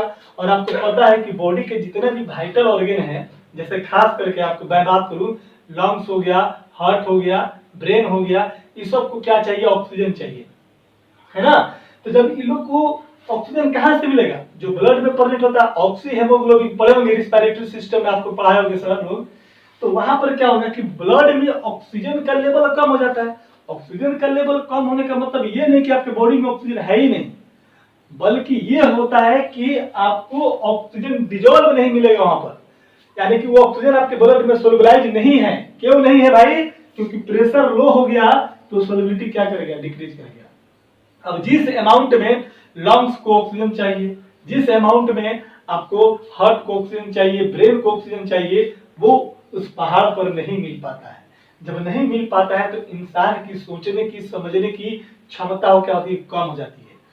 सोचने समझने की क्षमता कम होने का मतलब उसकी जो थिंकिंग है वो क्लैरिटी नहीं दिखाई देता, मतलब कि अच्छे से वो सोच नहीं पाता है, और क्या करता है कि चक्कर खा के नीचे गिर जाता है ना, बैठ जाता है ऊपर से। जैसे आप यहाँ से 20 तला बिल्डिंग पे जाओ और वहां से थोड़ा नीचे तुम झाँक रहा, तुमको लगेगा कि नीचे गिर जाएंगे, कभी लगेगा कि पता नहीं क्या हो गया, तुम्हारा दम फूलने लगेगा, तुम आराम से वहां पे जाकर क्या करोगे, बैठ जाओगे या तुम सो जाओगे। उसके पीछे रीजन क्या है कि हाई एल्टीट्यूड पे प्रेशर क्या होता है, एटमॉस्फेरिक प्रेशर क्या होता है, लो हो जाता है। लो होने की वजह से ब्लड में ऑक्सीजन की जो सोलिबिलिटी है वो क्या कर जाती है, डिक्रीज कर जाती है। और ऐसे केस को जब इस तरह से कंडीशन हो जाएगा कि दिमाग काम नहीं करेगा, अच्छे से सोच नहीं पाएगा, इसको हम लोग मेडिकल टर्मिनोलॉजी में एनॉक्सिया बोलते हैं। क्या बोलते हैं डियर, इसको क्या बोलते हैं हम लोग, एनॉक्सिया बोलते हैं। क्या बोलते हैं इसको, एनॉक्सिया। मतलब कि एनॉक्सिया का मतलब क्या होता है कि ऑक्सीजन की मात्रा आपके बॉडी में कम हो गई, ब्रेन काम करना धीरे धीरे बंद कर देता है, और आपको सोचने समझने की जो क्षमता है वो बहुत कम हो जाती है। आएगा समझ में, इसी को क्या बोलते हैं हम लोग, एनॉक्सिया। तो बोलेगा कि एनॉक्सिया कहाँ देखने को मिलेगा, हाई एल्टीट्यूड में। क्या रीजन है, हाई एल्टीट्यूड पे प्रेशर लो हो जाएगा, प्रेशर लो होने से ब्लड में जो ऑक्सीजन है उसकी सोलिबिलिटी कम हो जाएगी, जिसकी वजह से थिंकिंग जो एबिलिटी है वो क्लियर नहीं हो पाएगा, क्लैरिटी कम हो जाती है, और फाइनली हम एनॉक्सिया का शिकार बन जाते हैं। ऐसे केसेस में कभी कभी जिनका हार्ट कमजोर है, जो लंग्स के पेशेंट हैं, वो उनका वहां पर डेथ भी हो सकता है। आई बसन में कहीं कहीं ब्रेन हैमरेज भी हो सकता है। ठीक है, चलिए देखेंगे।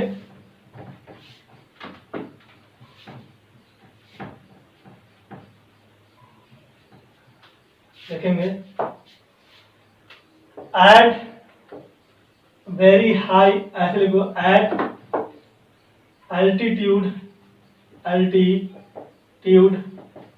The atmospheric pressure become very low. Due to low pressure, the solubility of oxygen gas, मैं डायरेक्ट लिख देता हूं, गैस लिखिएगा तो कोई दिक्कत नहीं, ऑक्सीजन लिखिएगा तो ज्यादा अच्छा लगेगा। solubility of oxygen gas in blood becomes low। क्या होगा? solubility of oxygen gas क्या होगा? become low हो जाएगा and not easily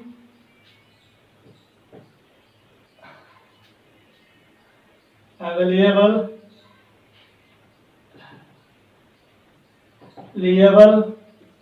for vital organ like lungs में रिस्पिरेशन होता है, लंग्स, ब्रेन, है ना, lungs brain and heart. Lungs brain and क्या बाबू? हार्ट होता है, ठीक है ना। Due to low pressure the solubility of O2 gas in blood, छूट गया आप लिखो यहाँ पर, in blood becomes low and not easily available for vital organ like lungs, brain and heart। हो गया ना?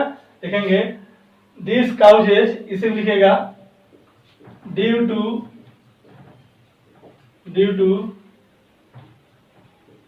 the low solubility of gas causes gas in blood क्या है मेरा? लिक्विड है, लिक्विड में गैस के dissolve, the solubility of gas in blood due to the low solubility of gas in blood causes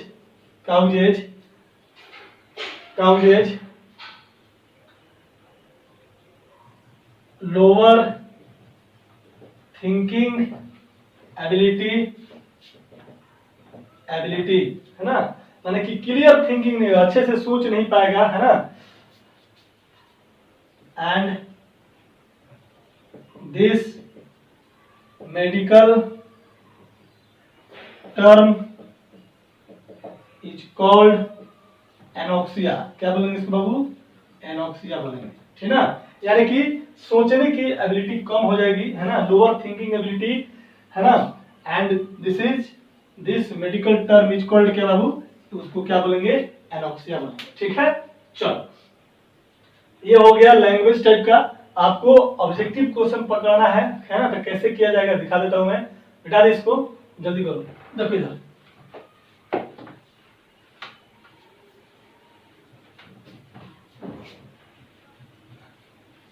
लिख लेना यहाँ पर,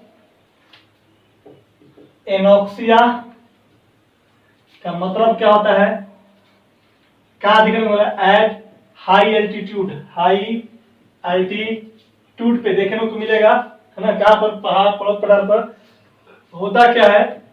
प्रेशर जो होता है हाई होता है, सॉरी, लो होता है। सोलिबिलिटी ऑफ O2 क्या होता है? डिक्रीज कर जाता है ना। एंड काउजेज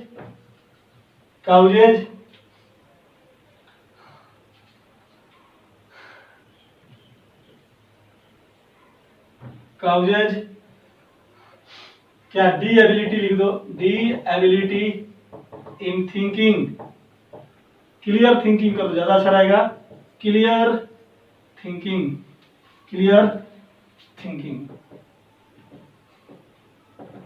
बस, है ना, याद रखेगा। एनोक्सिया पूछ सकता है मेडिकल वाले टर्म में, जेई वगैरह में नहीं पूछ सकता है ना, या जेई वगैरह में पूछ भी सकते हैं, तो कोई बहुत बड़ी बात नहीं है। तो ऑब्जेक्टिव क्वेश्चन पॉइंट होता है, ऑलरेडी मेडिकल के एंट्रेंस में सब चीज पूछे चुका है, ठीक है ना। तीसरा एप्लीकेशन लिख दो, तीसरा एप्लीकेशन लिखिएगा, हम लोग जो रिस्पायरेशन करते हैं, सांस लेते हैं, अंदर में सांस छोड़ते हैं, लंग्स के सरफेस पे जाकर के ऑक्सीजन टूटता है और सेल्स को, टिश्यू को क्या मिलता है, ऑक्सीजन मिलता है। तो जो रिस्पायरेटरी मैकेनिज्म भी है वो भी हमारा क्या है, हेनरी लॉ ही होता है। लिखेंगे द मैकेनिज्म ऑफ रिस्पिरेशन जो होता है, respiration is also based on, किस पे बेस्ड करेगा बाबू, based on, also based on Henry law, ठीक है। चलो चौथा लिखेंगे। चौथा एक और चीज है समझना है हम लोग को, स्कूबा देखते हैं जल्दी।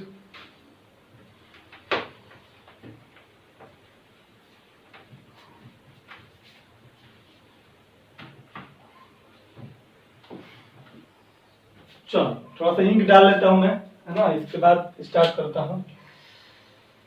बीच बीच में खत्म हो जाता है ना इंक भी।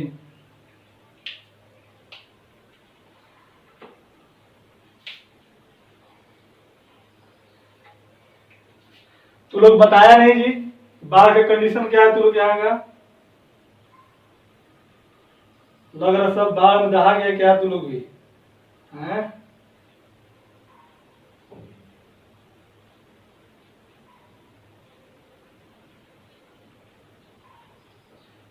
कभी आप लोग कभी चढ़े हैं पहाड़ पे, हैं कहीं पे हाई एल्टीट्यूड पे आप लोग कभी सफर किए हो? तो आप सफर करना कभी ना, देखे ना कभी चढ़ करके पहाड़ पे, आपको लगेगा कि सांस लेने में दिक्कत हो रही है थोड़ा बहुत। एक्चुअली में होता क्या है कि वही रीजन है ना, कभी वही पढ़े हुए बायोलॉजी में कि क्या होता है कि जो सिकल सेल जो एनीमिया होता है, जब ऑक्सीजन की मात्रा कम हो जाती है तो ब्लड सेल क्या करता है कि ज्यादा से ज्यादा ऑक्सीजन को कैरी करने के लिए अपना साइज क्या करता है, हंसिया टाइप का बना देता है, इस तरह का बना देता है, बड़ा टाइप बना देता है ना।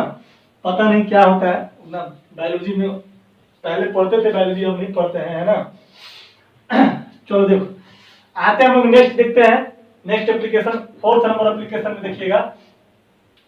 फोर्थ में क्या होता है देखिएगा कि स्कूबा एक टर्म होता है। स्कूबा का मतलब होता है शिप डाइवर होता है ना, समुद्री गोताखोर। देखिएगा कि अगर कुछ होता है तो क्या करता है कि गोताखोर क्या करता है कि उस पानी में, समुद्र में क्या करता है, डीप डाइव करता है, मतलब कि गोता लगाता है, बहुत अंदर तक जाता है ना। होता क्या है कि जब वो जैसे ही अंदर जाता है पानी के अंदर, तो वहां पर क्या होता है कि मतलब कि क्या है, एक तो ग्राउंड लेवल है, ग्राउंड लेवल पे क्या प्रेजेंट है, वाटर प्रेजेंट है। तो ग्राउंड लेवल पर वैसे भी हमारा एटमोस्फेयर क्या होता है, ज्यादा होता है, कोई दिक्कत नहीं है। और हम लोग ग्राउंड के भी नीचे जाते हैं, पानी के अंदर जाते हैं, तो प्रेशर जो होता है वो क्या होता है, बहुत ज्यादा होता है, हाई हो जाता है। जब प्रेशर बहुत ज्यादा हो जाएगा तो आपको पता ही है सोलिबिलिटी क्या होता है गैस का, जो वाटर में जो गैस प्रेजेंट है ऑलरेडी, जो गैस डिजोल्व है, चाहे वो ऑक्सीजन हो, नाइट्रोजन हो, हीलियम हो, कोई भी गैस है, जब उसमें जो प्रेजेंट होगा तो क्या होता है कि हाई प्रेशर पर वो क्या कर जाएगा, डिजोल्व कर जाएगा, मतलब कि सोलिबिलिटी उसकी क्या कर जाएगी, बढ़ जाएगी। तो जब आदमी जब सांस लेता है, सांस जब लेता है तो क्या करता है, सांस में क्या जाता है, एयर जाता है, उस एयर के माध्यम से क्या करता है कि नाइट्रोजन गैस हो गया, ऑक्सीजन गैस हो गया या हीलियम हो गया, उसके बॉडी के अंदर चला जाता है ना। खास करके जनरली लोग बताता है कौन सा गैस, नाइट्रोजन गैस। तो क्या होता है कि ब्लड में क्या होता है कि वेरी हाई प्रेशर पे नाइट्रोजन ब्लड में बहुत आसानी से क्या करता है, घुल जाता है, सोलुबलाइज हो जाता है ना। फिर क्या करता है कि जैसे ही शिप डाइवर इस ग्राउंड लेवल से, मान लो कि यहाँ पर पानी है, ये पानी का जो लेयर है ना, और यहाँ सब पानी भरा पड़ा हुआ है, और यहाँ पर क्या है कि गोताखार जो है ना, इस तरह से गोताखार डुबकी लगा दिया इसके अंदर में, है ना। जैसे ये नीचे था, इसके ब्लड के अंदर इसमें क्या कर गया है, नाइट्रोजन गैस डिजोल्व कर गया। लेकिन जब ये धीरे धीरे जैसे ये ऊपर की तरफ जाएगा, जैसे ग्राउंड लेवल पे आएगा, तो इस ग्राउंड लेवल के रिस्पेक्ट में यहाँ पर प्रेशर ज्यादा था, जब यहाँ पर प्रेशर जब ज्यादा होगा तो यहाँ पर गैस की सोलिबिलिटी क्या होगी, ज्यादा होगी। अब जैसे ही ये धीरे धीरे जैसे ऊपर जाता है, जो नाइट्रोजन गैस इसके ब्लड में क्या कर रहा, जो डिजोल्व था, सोलुबलाइज था, वो क्या करेगा, धीरे धीरे यहाँ से ब्लड बनाता हूं मैं, ये आपका ब्लड वेसल्स है, कैपिलरीज है, जिसमें खून बहता है, ब्लड बहता है ना। तो प्रेशर जब लो था तो यहाँ पर पूरा डिजोल्व था, जब प्रेशर ऊपर आए इसके रिस्पेक्ट में, यहाँ पर प्रेशर क्या था बाबू, हाई था, तो सोलुबलाइज हाई था यानी कि बहुत सोलिबिलिटी ज्यादा थी। जैसे यहाँ से ऊपर जाता है सरफेस, वाटर के सरफेस के ऊपर जाता है, धरती पर चला जाता है, तो प्रेशर थोड़ा इसके रिस्पेक्ट में यहाँ प्रेशर क्या हो जाएगा, कम। प्रेशर कम होगा तो जो इसके अंदर जो आपके पास जो नाइट्रोजन था इस ब्लड में, उसकी सोलिबिलिटी क्या हो जाएगी, घट जाएगी। अब ये क्या करेगा, ये बाहर निकलने की कोशिश करेगा। बाहर निकलने की कोशिश करेगा तो सारा वेन तो एक दूसरे से जुड़ा हुआ है, तो यहाँ पर नाइट्रोजन गैस के, इस ब्लड में नाइट्रोजन गैस के क्या होता है, बबल बन जाता है। क्या बन जाता है, बबल इस टाइप का बन जाता है। और इसी में क्या रहता है, आपका ब्लड रहता है। आइए समझ। तो ये जो बबल जो बनता है कैपिलरी के अंदर, वेन के अंदर में, है ना, इसको मेडिकल टर्म में हम लोग बोलते हैं बैंड्स। क्या बोलते हैं बाबू, इसको बैंड्स बोलते हैं। क्या बोलते हैं इसको, बैंड्स। क्या बोलते हैं, BENDS बोलते हैं, है ना। अब ये बैंड्स बन जाता है ब्लड कैपिलरीज में, जो कि बहुत ही घातक होता है, बहुत ही खतरनाक होता है। और ये क्या करता है, खतरनाक बीमारी का करता है। ऐसे सिचुएशन में लंग्स फट भी जाता है कभी कभी लोगों का, ठीक है ना, नाक से दम खून आ जाता है, ठीक है ना। तो यही रीजन है। तो यहाँ पर क्या होता है कि ऊपर में गए तो यहाँ पर नाइट्रोजन की सोलिबिलिटी क्या हो गई, कम हो गई, और ये बबल के रूप में क्या होते हैं, इसको पाए जाते हैं। तो इसीलिए क्या करता है, देखे होइएगा कि जब भी स्कूबा जो होता है, सिर्फ डीप डाइवर जो होता है, वो अपने पीठू पर, यहाँ पर पीठ पर, जिस तरह से हम लोग क्लासेस जाते हैं तो पीठ पर बैग लेते हैं ना, तो वो क्या करता है, अपने पीठ पर क्या करता है, इस तरह के एक सिलेंडर लेता है। उस सिलेंडर में क्या रहता है, हीलियम, नाइट्रोजन और क्या रहता है, ऑक्सीजन गैस प्रेजेंट रहता है। हीलियम का जो परसेंटेज है वो 11 पॉइंट समथिंग होता है, 11.1% के आसपास। नाइट्रोजन जो होता है 56 पॉइंट समथिंग होता है ना, 56.8 होता है। और ऑक्सीजन का जो होता है ये लगभग 32 पॉइंट कितना होता है, 1% के आसपास। इस सिलेंडर में क्या करता है, भर करके और अपने जाता है, ठीक है। अब वही सब क्या करता है, तो इस सिलेंडर में क्या होता है, अपना सांस लेना इस्तेमाल करता है ना। और ये क्या होता है, ये सिलेंडर हाई प्रेशर पे क्या रहता है, कट होता है। अरे भाई सिमिलर, अभी जो हम लोग पढ़े कोल्ड ड्रिंक्स वाला एग्जांपल जो देखा था, बोतल में क्लोजली पैक्ड है, तो पैक रहता है तो क्या होता है, गैस इसके अंदर सोलुबल रहता है, और जैसे ही यहाँ पर छोड़ा तो बुलबुला बन के बाहर निकलने लगता है। यहाँ पर तो भाई बुलबुला बनकर बाहर निकलेगा नहीं, क्योंकि कैपिलरी कहीं से कट पट तो है नहीं, सब एक दूसरे से कनेक्टेड है। तो क्या करता है कि ब्लड वेसल के अंदर में ये बुलबुले टाइप के बना लेगा, और इसी बुलबुले को हम क्या बोलते हैं, बैंड्स बोलते हैं। क्या बोलते हैं, बैंड्स बोलते हैं। क्लियर है, जो कि बहुत ही खतरनाक है। वो क्या करेगा, इसकी वजह से आपको डेथ भी हो सकती है, ठीक है। तो लिख लीजिए, लिख लीजिए इसके बारे में।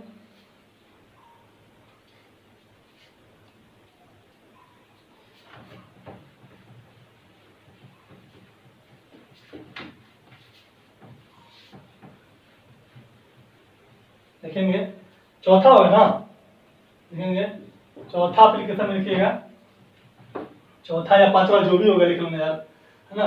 देखेंगे स्कूबा क्या होता है, शिप सी डीप डाइवर, समुद्र में समुद्री गोताखोर इसको बोलते हैं ना।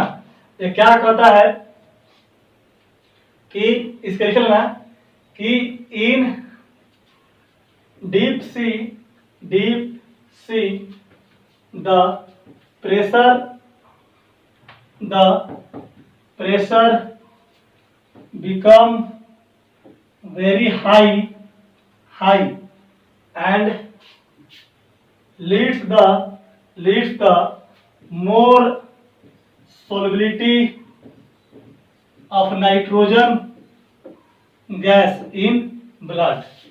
याद रखना, नाइट्रोजन गैस ही नहीं होगा, ऑक्सीजन भी होगा, हाइड्रोजन भी होगा, लेकिन ये जो बबल्स जो बनते हैं कैपिलरीज में किसके बनते हैं, नाइट्रोजन। किसलिए मैंने नाइट्रोजन लिख दिया, ठीक है। इन ब्लड लिखेंगे कि व्हेन स्कूबा कम अप, ऊपर की तरफ जब आता है, scuba come up, then the pressure become low. ये प्रेशर लो किसके रिस्पेक्ट में, समुद्र के अंदर जब अंदर जाता है तो वहां प्रेशर बहुत हाई, जैसे ऊपर ऊपर आता है समुद्र के फर्स्ट लेयर पे, मैंने कि ऊपरी सतह पर, तो वहां पर प्रेशर क्या होता है, बिकम लो हो जाता है, and leads the lower in solubility of nitrogen gas in blood, लिखेंगे this nitrogen blood, this nitrogen in blood capillaries, capillaries, capillary माना बाबू, कैपिलरी मतलब जिसमें ब्लड होता है, ठीक ना, कैपिलरीज,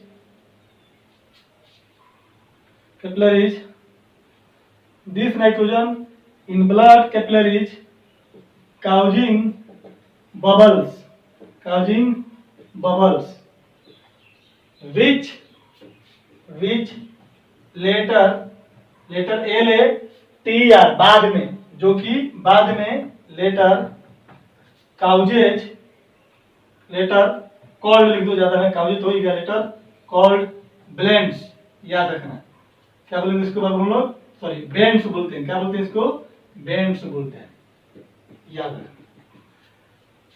और इसी बेंड क्या होता है, जल्दी कर दो, इसी में लिख देता हूं, हो गया, इसी में लिखेगा, नीचे कंटिन्यू करके लाइन,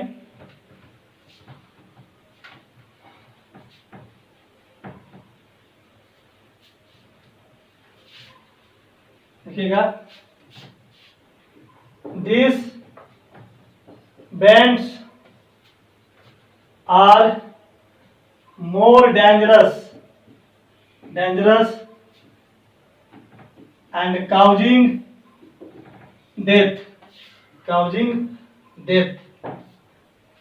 है ना, क्या कर देगा, डेथ का, बोलेगा कि बेंड्स क्या है, तो बोलेगा कि नाइट्रोजन गैस कैपिलरीज में बबल बना लेता है, प्रेशर कम होने की वजह से डिजोल्व नहीं होता, डिजोल्व नहीं हुआ तो बबल्स बनाएगा, और इसी बबल्स जो बनने की जो फॉर्मेशन है, जो प्रोसेस है, जो टर्म है, उसको बोलते हैं क्या बाबू, बेंड्स बोलते हैं। बेंड्स क्या होता है, बहुत ही खतरनाक डेंजरस होता है, जो क्या करेगा, डेथ भी काउज कर सकते हैं, यानी कि मरने का कारण भी बन सकता है ना।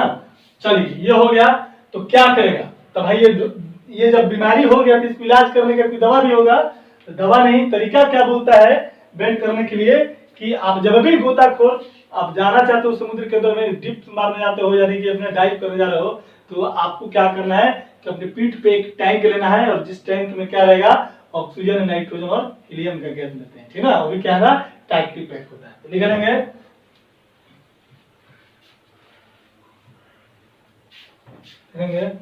देयरफॉर, ऐसे लिखो, सो दैट, सो इसलिए, so scuba man take a tank filled with O2, N2 and helium gas at very high pressure, है ना, क्या होगा, वेरी हाई प्रेशर क्लियर होता है। यहाँ पर लिख लेना, स्टार देखेंगे, ये जो टैंक जो होता है ना, इस टैंक में कौन कौन सा गैस होता है, नाइट्रोजन, हीलियम और क्या होता है, O2 गैस, ऑक्सीजन गैस होता है, ठीक ना। याद रखना इसको, परसेंटेज कभी पूछा नहीं है, लेकिन एनसीईआरटी में आपका दिया हुआ परसेंटेज, और उस परसेंटेज को याद रखिएगा, क्योंकि मेडिकल में नीट में पूछ सकता है, नया क्वेश्चन आपका बन सकता है ना। इसको लिख लेना, यहाँ पर डाटा मेरे को भी याद नहीं है ना, लिखेगा, ये क्या दिया हुआ है, हीलियम जो है ये बोलता है 11.7% है, ऑक्सीजन जो है 32.1% है, और नाइट्रोजन जो है कितना बाबू, 56.2% है, 56.2% है। तो कभी कभी कंपोजिशन पूछ देगा कि जो गोताखोर जो होता है, जो स्कूबा होता है, जो अपने पीठ पे जो टैंक लगाया रहता है, उस टैंक में कौन कौन का गैस, नाइट्रोजन, हीलियम और ऑक्सीजन गैस का मिश्रण होता है ना। ये दोनों हीलियम और ऑक्सीजन जो होता है, ये क्या करता है कि खतरनाक नहीं होता है, ये बीमारी काबू नहीं करेगा, लेकिन जो नाइट्रोजन होता है वो बीमारी काबू कर देता है, ठीक ना। तो कहता है कि पूछ देगा क्वेश्चन, इनके परसेंटेज कंपोजिशन कितना है, बाई वॉल्यूम, बाई मास नहीं, बाई वॉल्यूम कितना, N2 कितना 56.2%, हीलियम कितना 11.7% और O2 कितना 32.2%, ठीक है ना। इस चीज को याद रखिएगा, है ना। बोल देगा कि ऑर्डर भी बोल देगा, बताओ ऑर्डर जो होता है गैस जो प्रेजेंट है, उस गैस का परसेंटेज कंपोजिशन का ऑर्डर क्या है, तो बोल देंगे, अगर इंक्रीजिंग ऑर्डर पूछेगा तो helium, oxygen, nitrogen, decreasing order पूछेगा तो नाइट्रोजन, हीलियम और क्या, मैं यहाँ पर ऑर्डर लिख ही देता हूँ। ये नाइट्रोजन सबसे ज्यादा, उल्टा लिखा गया, छोड़ा हटा, है ना। चलो ये था एप्लीकेशन था, और भी बहुत सारे एप्लीकेशन हो सकते हैं, ठीक है ना। जल्दी से नोट कीजिए। अब हम लोग देखेंगे इसका लिमिटेशन, जल्दी करो तो। लिखेंगे लिमिटेशन क्या है इसका। एप्लीकेशन देख लिया, लिमिटेशन देखेंगे।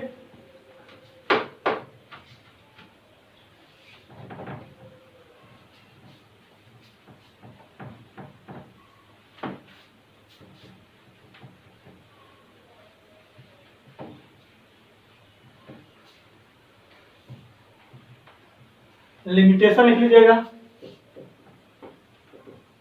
लिमिटेशन,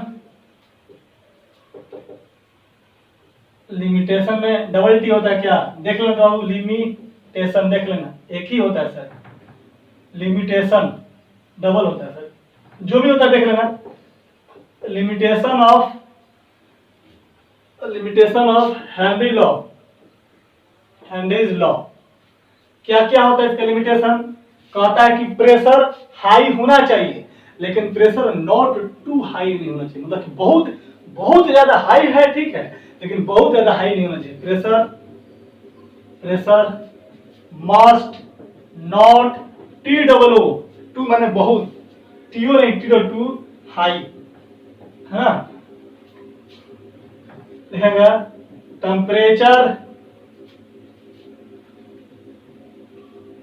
मस्ट नॉट टू क्या बाबू, हाई, है ना। इसे लिखेंगे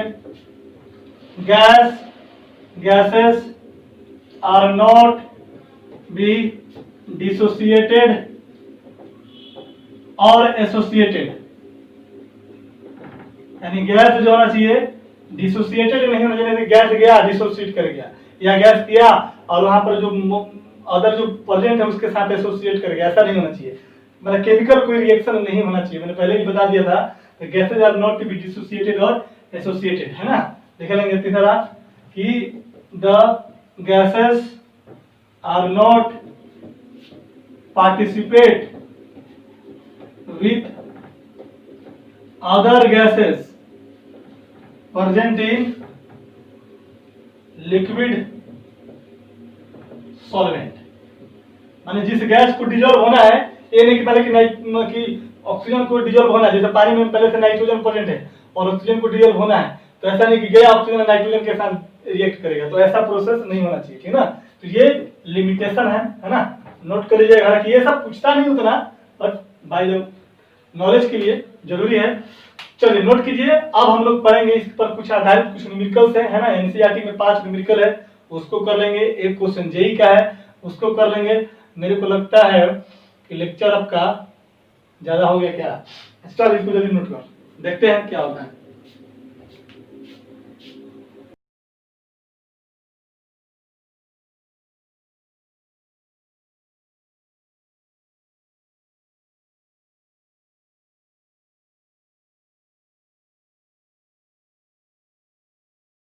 चलिए देखते हैं कुछ क्वेश्चंस हैं एनसीईआरटी के। ये एनसीईआरटी का एग्जांपल का क्वेश्चन है ना, देख लीजिएगा। ये दोनों क्वेश्चन इंटेक्स क्वेश्चन है ना, और 2 क्वेश्चन एक्सरसाइज में है। तो देखते हैं इसको हम लोग आज इतना ही कर लेते हैं, फिर कल नेक्स्ट लेक्चर में कर लिया जाएगा। चलो देखो, कहता है कि if nitrogen gas bubble through water, मतलब पानी में नाइट्रोजन गैस का बुलबुला निकल रहा है। कहता है कि how many millimole of N2 gas would dissolve in 1 litre of water. कहता है कि N2 गैस का कितना मिलीमोल वाटर में क्या है, 1 लीटर वाटर में डिजोल्व है, ठीक है। फिर कहता है कि एज्यूम का मतलब मान लीजिए कि partial pressure of nitrogen gas कितना दिया हुआ है, 0.987 बार, और हेनरी कांस्टेंट केज क्या दिया हुआ है, हेनरी कांस्टेंट 76.48 किलो बार दिया हुआ है। 8 है ये किलो बार एट टेम्परेचर कितना 298, मतलब 25 डिग्री सेल्सियस पे आपका दिया हुआ है। तो हमको नाइट्रोजन का क्या निकालना है, मिलीमोल निकालना है। मिलीमोल को निकालने के लिए क्या करना पड़ेगा भाई, मोल निकाल के उसमें से 1000 से गुना करना पड़ेगा। तो पहला टारगेट आपको मोल निकालना है। मोल कहां से निकलेगा भाई, मोल फ्रैक्शन से।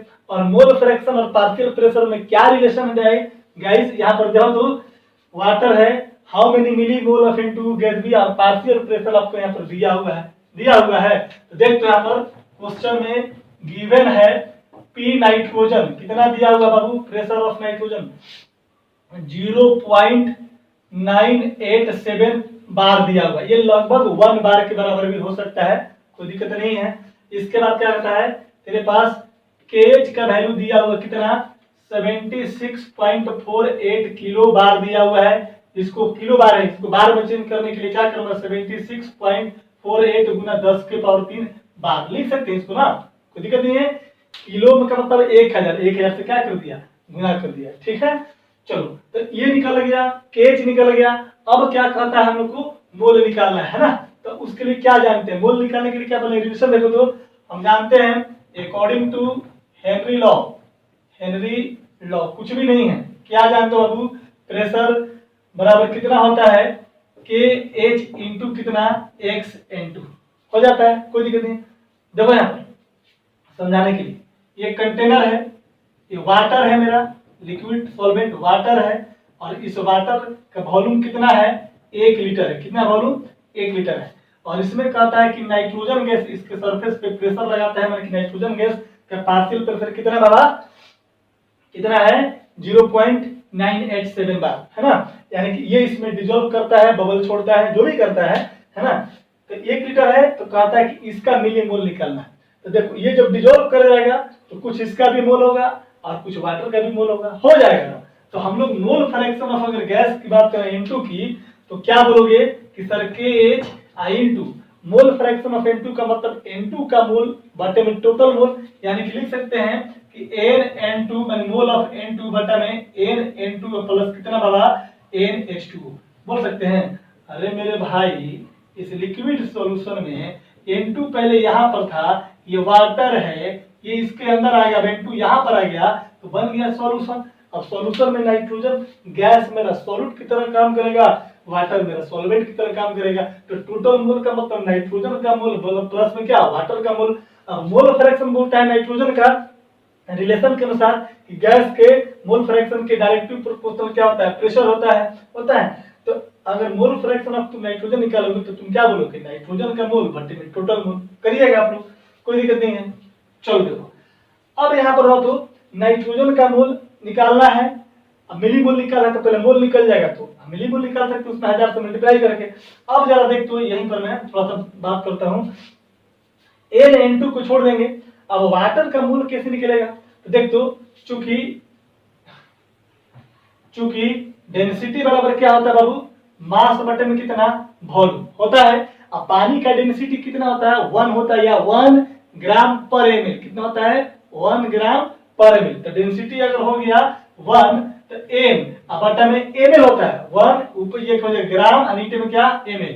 तो वॉल्यूम यहाँ कितना दिया हुआ देखते हैं, कहाँ गया वॉल्यूम, 1 लीटर दिया हुआ है। यानी कि तुम यहाँ पर 1 लीटर को ml में तुम चेंज करोगे तो क्या बोलोगे, 1000 ml बोल सकते हो, कोई दिक्कत नहीं है, 1000 ml हो जाएगा।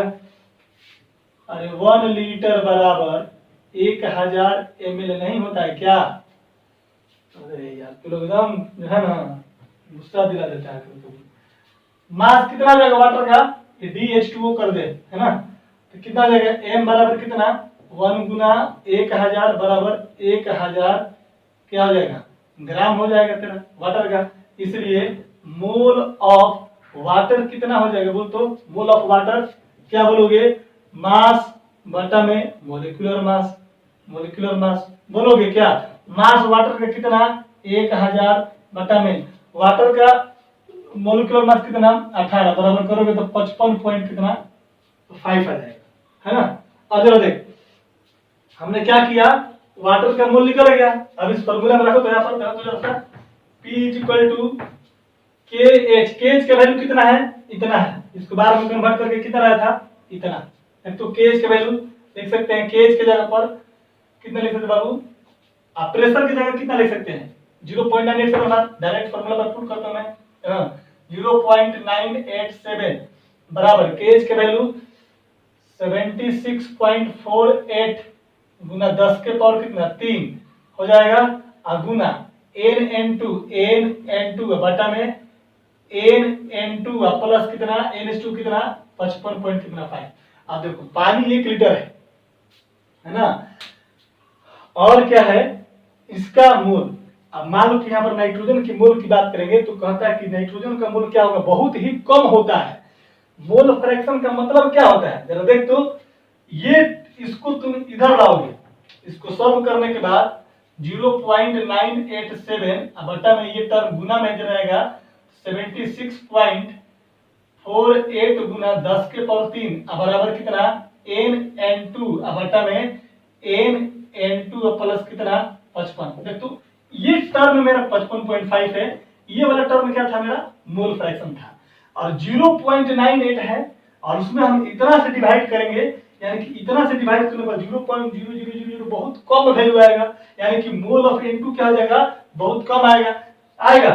तो जब मोल ऑफ N2 बहुत कम आएगा तो कह सकते हैं कि ये इसके रिस्पेक्ट में इसका वैल्यू क्या बहुत कम, यानी कि हम लोग इसको नहीं लिखेंगे। जैसे कहने का मतलब है 1 करोड़ रुपया है, 1 करोड़ तेरे पास रुपया है, उसमें 1 रुपया जोड़ दें, है ना, तो क्या कहेंगे कि इसके रिस्पेक्ट में वैल्यू बहुत कम है तो इसको लगभग निगलेक्ट मारकर चलेंगे। तो वहीं पर क्या हो जाएगा कि जो यहाँ पर मोल ऑफ N2 है वो क्या होगा बहुत कम हो जाएगा।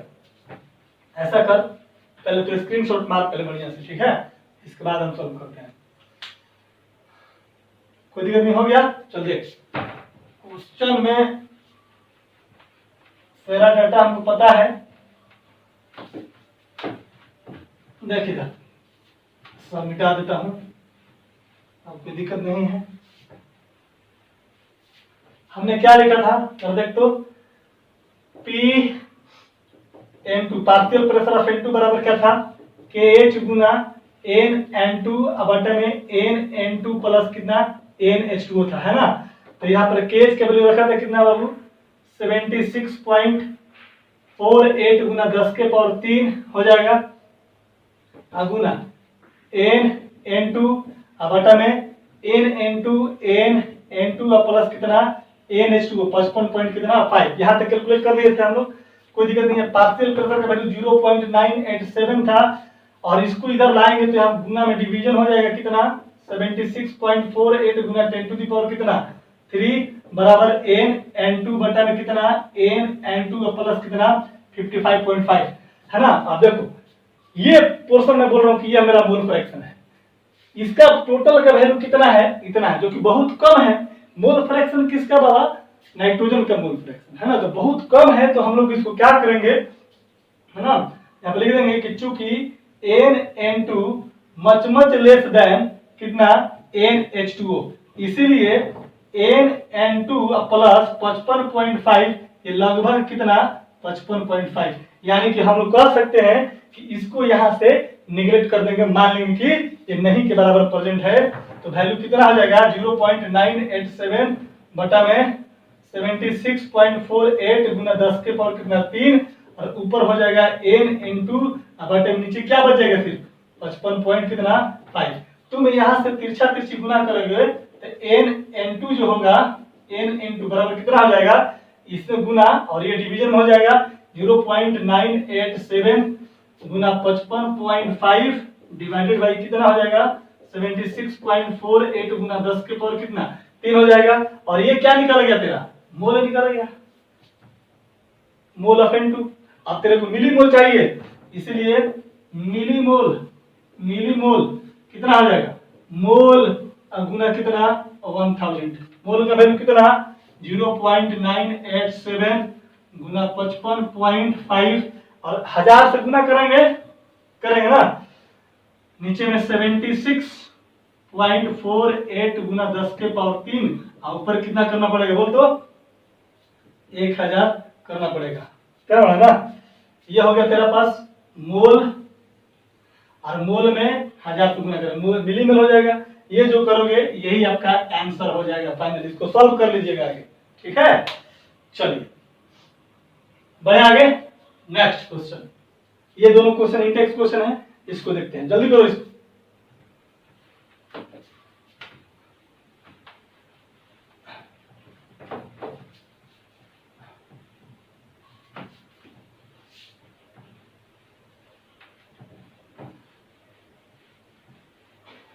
जहां पे दिखाई नहीं देगा, छोटा छोटा दिखाई देगा, उसको थोड़ा देर से जूम कर लीजिएगा, ठीक है ना, बड़ा करके से एक्सपैंड करके देख लीजिएगा, ठीक है। चलो आते हैं अभी इस क्वेश्चन को सॉल्व करते हैं।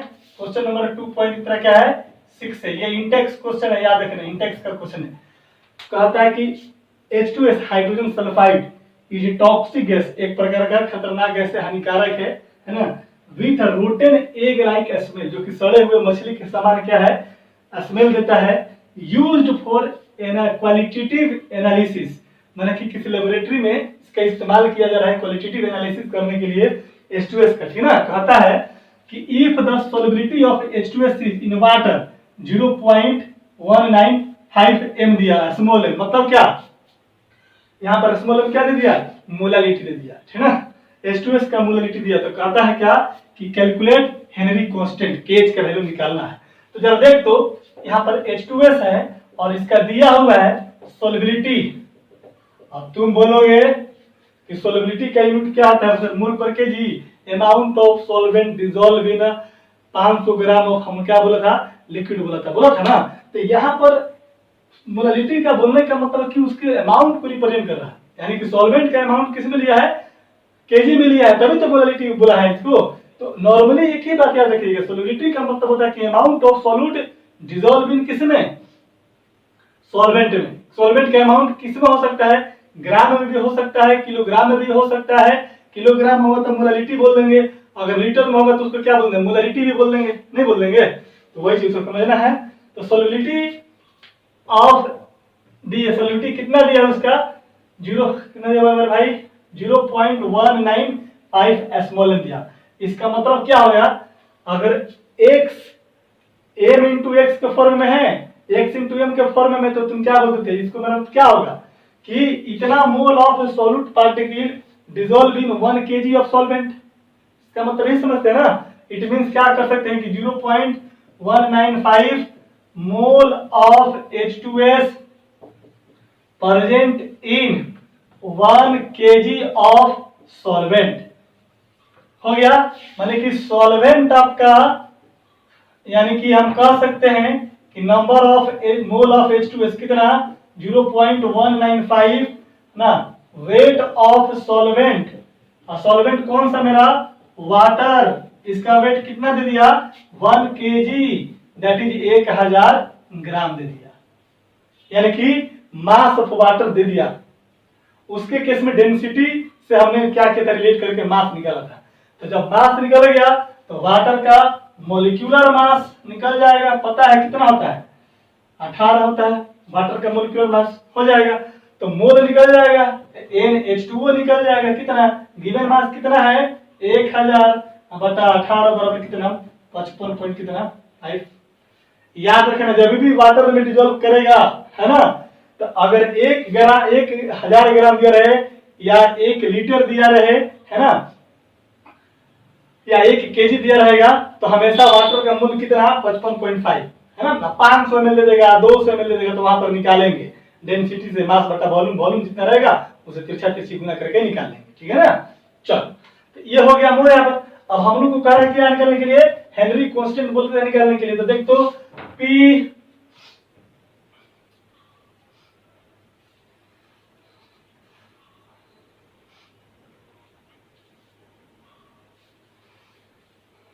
हेनरी कांस्टेंट कैसे निकालेंगे बोल तो। अच्छा प्रेशर नहीं दिया हुआ क्या क्वेश्चन में, क्वालिटी एनालिसिस, अच्छा सॉरी क्वेश्चन दिया हुआ है एट एसटीपी दिया हुआ है, मेंशन कीजिएगा क्या है यहाँ पर क्वेश्चन दे दिया बगल में, यहाँ पर कर देना लिख देना एट एसटीपी, क्वेश्चन में एसटीपी जोड़ दीजिएगा, ठीक ना। एसटीपी दिया हुआ है, अगर एसटीपी क्वेश्चन में भी नहीं भी लिखेगा तो ये मान लीजिए कि एसटीपी पर है, मतलब कि वॉल्यूम कितना, अगर हम लोग एसटीपी पर वॉल्यूम कितना है 22.4 मोलर वॉल्यूम हो गया, 1 मोल का वॉल्यूम हो गया। यहाँ पर आपको कितना वाटर का मोल, यहाँ पर N2 का मोल कितना है 0.195 में है ना। तो जनरली एसटीपी का मतलब होता है 1 बार बोलिए है ना। देखो यहाँ पर क्या कर देंगे हम लोग बाबू, प्रेशर कितना होता है एसटीपी पे 1 atm, भूल गया क्या 1 एसटीपी पे या एनटीपी पे प्रेशर कितना होता है 1 एटीएम होता है या 22 माय गॉड 1 एटीएम या 1 बार के बराबर होता है। 1 बार मतलब 0.987 है ना। वॉल्यूम कितना होता है 22.4 है ना। हमने उल्टा बोल दिया था, यहाँ पर वॉल्यूम बोल दिया था। हमको क्या है प्रेशर जानना है। तो एसटीपी पर लिख सकते हैं कि एट एसटीपी प्रेशर कितना हो जाएगा मेरे भाई, प्रेशर कितना 1 बार लिख सकते हैं। लगभग में एक्चुअली में 0.987 बार होता है। आप तुम लिख दो यही वैल्यू, कोई दिक्कत नहीं है ना। इसको लिखोगे तो एग्जैक्ट वैल्यू आएगा। 1 बार कर दोगे तो लगभग थोड़ा सा कैलकुलेशन आसान हो जाएगा, और की बात नहीं है। तो देख तो P(N2) बराबर KH इंटू XN2 लिख सकते हैं। तो X H2S है, क्या लिख दिया मैं H2S, यहाँ पर KH इंटू X H2S हो जाएगा। अब तेरे को KH निकालना है, तो KH बराबर कितना PH2S बटा में XH2S हो जाएगा। अब तेरा दो वैल्यू पुट कर दो। देखो ये वाला क्वेश्चन मिटा देना, अब कोई दिक्कत नहीं है। क्वेश्चन तो स्क्रीनशॉट कर ही लिए होंगे ना। चलो देखो यहाँ पर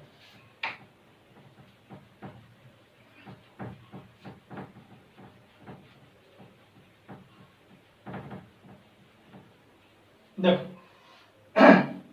यहाँ पर जब तो मोल अगर हम निकाले हैं, यहाँ पर X H2S निकाल दें, एक H2S तो क्या हो जाएगा NH2S बटा में NH2S प्लस NH2 निकाल सकते हैं। इसको हम लोग NH2S हो जाएगा। कितना मोल दिया होगा बाबू H2S के, कितना मोल 0.195 मोल है ना। तो लिख यहाँ पर 0.195 हो जाएगा। और ये हो जाएगा तुम्हारा NH2S प्लस वाटर के कितना 55.5।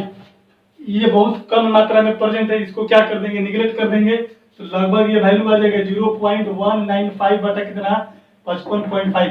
हमेशा क्वेश्चन में जब सॉल्व मोल फ्रैक्शन जब भी करेंगे तो जो नीचे में जो टर्म आएगा, जो नीचे में ये जो टर्म आएगा, इसमें सिर्फ आप H2S को H2O को कंसीडर कीजिएगा। यानी कि सॉल्वेंट को मोल को कंसीडर करना है, सॉल्यूट के मोल को कंसीडर ही मत कीजिएगा। आप लोग याद रहे, अगर आपको लगने लगे कि नहीं क्वांटिटी बहुत ज्यादा है तभी कंसीडर कर पाएंगे, अदरवाइज कंसीडर नहीं करेंगे। ठीक है ना, ये ध्यान रखिएगा हमेशा। इतना आ गया।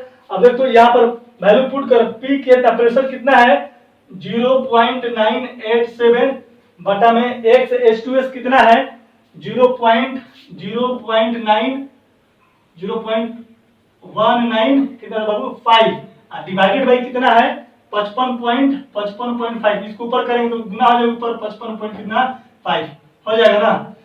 तो यहाँ पर क्या होगा तेरा हेनरी कांस्टेंट का वैल्यू हो गया। अब इसको तुम सॉल्व कर लेगा क्या, देख तो 0 पॉइंट यहाँ पर कितना है 9, इसको तो लगभग 1 मान ले, और इसको कितना तुम मान ले लगभग 0.2 मान ले, या लगभग इसको तुम 0.195 लगभग 0.2 हो जाएगा। तो यहाँ पर 1 में 0.25 से डिवाइड कर देना। तो यहाँ से जो गुना करके आएगा वही क्या हो जाएगा, ये बार है ना, बार में कंसीडर किया। यहाँ पर H2S का KH का वैल्यू कितना आ जाएगा बार। अभी तो पढ़ाया था भाई कि जो KH का जो यूनिट होगा वो प्रेशर के यूनिट के सिमिलर होता है। दैट्स व्हाई इसका भी यूनिट किसमें होगा बार में होगा। नोट कीजिए इसको।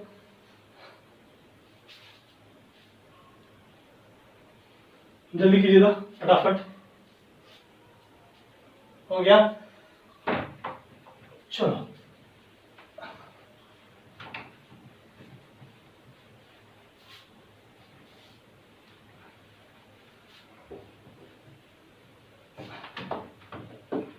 एक क्वेश्चन और है, इंडेक्स का ही है, देख इधर 2.7 है। क्या कहता है Henry constant for O2 CO2 यानी कि KH CO2 दिया हुआ कितना तरह दिया हुआ है 1.67 इंटू 10 टू दी पावर कितना 8 पास्कल दिया हुआ है ना। याद रखें KH का वैल्यू। टेम्परेचर कितना है 298 केल्विन कांस्टेंट है। Calculate the quantity of CO2, quantity of CO2 यानी कि मास ऑफ CO2 बराबर वाट निकालना है तेरे को, है ना। अमाउंट बोल दे, क्वांटिटी बोल दे, समझेंगे कि मोल पूछ रहा है या फिर उसका मास, तो मोल है तो मास निकल जाएगा, है ना। CO2 500 ml quantity, calculate the quantity of CO2 in 500 ml of soda water, है ना।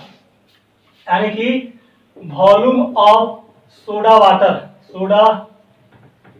वाटर कितना दिया हुआ है 500 ml दिया हुआ है ना। तो जब सोडा वाटर का वॉल्यूम 5 ml दिया हुआ है, सोडा वाटर मतलब वाटर की बात हो रही है, वाटर में कुछ मिलाया गया, ठीक ना। उसको मिलाने से वाटर की कोई प्रभाव पड़ने वाला आपका नहीं है, ध्यान रहे। यानी कि सोडा अलग है, वाटर अलग है, तो सोडा का मास कुछ होगा, वाटर का होगा मास, लेकिन नहीं के बराबर होगा। अब दारू पीते हो तो देखोगे कि लोग सोडा वाटर का बोतल आता है, उसमें पानी मिलाता है ना, बोलता है कि पानी नहीं मिला करके सोडा वाटर मिला बोलता है सर, तो उससे कोई ज्यादा इफेक्ट नहीं पड़ता है, ठीक है। बस स्टाइल है, लोगों का अपना रॉयल्टी दिखाना होता है कि हम सोडा वाटर के साथ पीते हैं, है ना। कितना तो साला नहर का पानी भी उठा के पी लेगा, है ना, जो बेबड़ा टाइप का होता है ना। तो लोग में से भी बहुत लोग पिया होगा, है ना, कोई दिक्कत नहीं, कोई बात नहीं, पीना चाहिए, उम्र है यार पीने का, अभी नहीं पिएगा तो कब पिएगा। चल देखिए इधर, वॉल्यूम ऑफ सोडा वाटर हो गया 500 ml, कोई दिक्कत नहीं है। चल जरा, अब हम लोग को क्या करना है, निकालना क्या है। अच्छा, soda water when packed under the 2.5 atm CO2 pressure, यानी कि P पार्शियल प्रेशर CO2 कितना दिया है, 2.5 atm दिया हुआ है।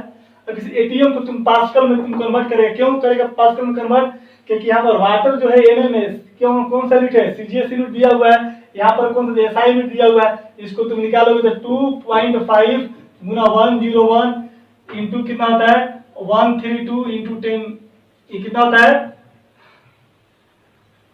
1.10132 कर देता है गुना 10 टू द पावर कितना 5 पास्कल होता है, ठीक है, देख लीजिएगा जरा। तो ये पास्कल में निकल गया, पार्शियल प्रेशर ऑफ CO2 है ना, KH ऑफ CO2 और मास ऑफ CO2 निकालना है, यानी कि मोल फ्रैक्शन निकाल दो यहाँ पर। तो मास ऑफ CO2 बराबर हुआ, देखो for soda water density mass बटा वॉल्यूम, मास वाटर का निकाल रहा हूं, डेंसिटी गुना वॉल्यूम, डेंसिटी कितना होता है वाटर का 1 होता है, DH2O कितना 1, या D सोडा वाटर बोलेगा ये भी कितना मान लीजिएगा, लगभग कितना 1 ग्राम पर ml, ठीक है ना, ध्यान रहे, भूलना नहीं है सब चीज को, ठीक है ना। तो 1 हो गया। अब वॉल्यूम कितना दिया हुआ है 500 ml दिया हुआ है, मतलब ये कितना हो जाएगा तेरे पास 500 ग्राम हो जाएगा। इसलिए ये किसका निकलेगा H2O का, इसलिए क्या करेंगे मेरे भाई मोल ऑफ यानी कि NH2 निकाल दे, NH2 बराबर कितना है, गिवन वेट कितना 500 ग्राम, मोलर मास वाटर में कितना 18, ये तेरा मूल निकल गया, है ना। इसको सॉल्व करेगा तो 18 दूनी 36 हो जाएगा, 18 दूनी 36 कर ले भाई, 500 में 18 से भाग दे, 18 दूनी 36, 10 में से 6 गया कितना 4, और ये हो जाएगा 4 3 का 1 हो गया, फिर 0.0, 18 95, 18 26 से 18 44 से 18 9 62 से 2.9 हो जाएगा, 18 9 कितना हो जाएगा 72, 9 एकम 9 और 7 16 162, ये कितना है 10 में 6 गया 4 नहीं हो जाएगा, 18 7 26 से 2.7 126 हो जाएगा, है ना। 2.7 मान इसको कितना मान लेते हैं, लगभग 2 पॉइंट कितना 7 मान लेते हैं, मोल निकल गया किसका, वाटर का मोल निकल गया, कोई दिक्कत नहीं है। अब आके देखिए जरा से,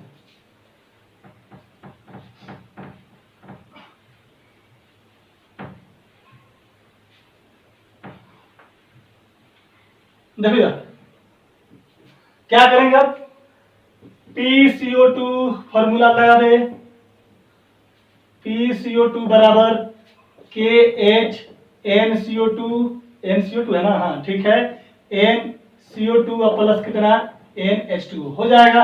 PCO2 कितना है, हाँ तो 2.5 पास्कल में कन्वर्ट किया कितना गुना 101.32 गुना 10 के पावर कितना 5 बराबर KH के वैल्यू दिया हुआ है कितना 1.67 गुना 10 के पावर 8 हो जाएगा, और गुना में NCO2 और बटा में NCO2 और प्लस कितना NH2, H2O का वैल्यू कितना है 2.7। मैंने बोला था कि जब अभी नीचे में डिनोमिनेटर में जब यहाँ रहेगा, यहाँ पर कोई भी सॉल्यूट को उसको निगलेक्ट कर देते हैं, मतलब कि इसको सॉल्व करेगा तो ये वाला टर्म इधर आ जाएगा 2.5 गुना 101.32 गुना 10 के पावर 5 डिवाइडेड बाई कितना 1.67 गुना 10 के पावर कितना 8 बराबर NCO2 अब बटा में इसको निगलेक्ट कर देंगे तो कितना आ जाएगा 2.7। अब तेरे को NCO2 निकल जाएगा, इसलिए NCO2 बराबर कितना लिख सकते हैं, देखते बाबू तिरछा तिरछी गुना कर दो, 2.5 गुना 10132 इंटू 10 टू द पावर 5 गुना 2 पॉइंट कितना 7 डिवाइडेड बाई कितना 1.67 इंटू 10 टू द पावर कितना 8 हो जाएगा। अब तुमसे क्या बोल रहा है मास ऑफ CO2 निकालने के लिए, तो मोल ऑफ CO2 पता है, तो मोल ऑफ CO2 बराबर क्या है, गिवन वेट बटा मोलिकुलर वेट। इसको निकाल दे, मोल की जगह लिख सकते हैं वेट ऑफ CO2, हमने मान लिया WCO2, वेट ऑफ CO2 बटा CO2 का मोलिकुलर मास 44, तो 44 बराबर 2.5 into 10 to the 1.32 into 10 to the power 5, 2.7 divided by कितना 1.67 गुना 10 के पावर कितना 8। अब यहाँ से तिरछा तिरछी गुना करके ये अमाउंट ऑफ CO2 निकल जाएगा, इसको कर दीजिएगा, है ना। इसलिए WCO2 कितना हो जाएगा 2.5 इंटू 10132 गुना 10 के पावर 5 गुना 2.7, अब गुना कितना हो जाएगा 44 हो जाएगा 44 डिवाइडेड बाई कितना हो जाएगा डियर 1.67 गुना 10 के पावर कितना 8, और ये जो भी होगा किस में आ जाएगा, ग्राम में आ जाएगा। ठीक है, तो यहाँ पर हो गया हम लोग का प्रॉब्लम। अब दो प्रॉब्लम और है एनसीईआरटी के एक्सरसाइज में, तो नेक्स्ट लेक्चर में मिल जाएगा आपको, ठीक है ना। तब तक इसको पढ़िए बढ़िया से, है ना।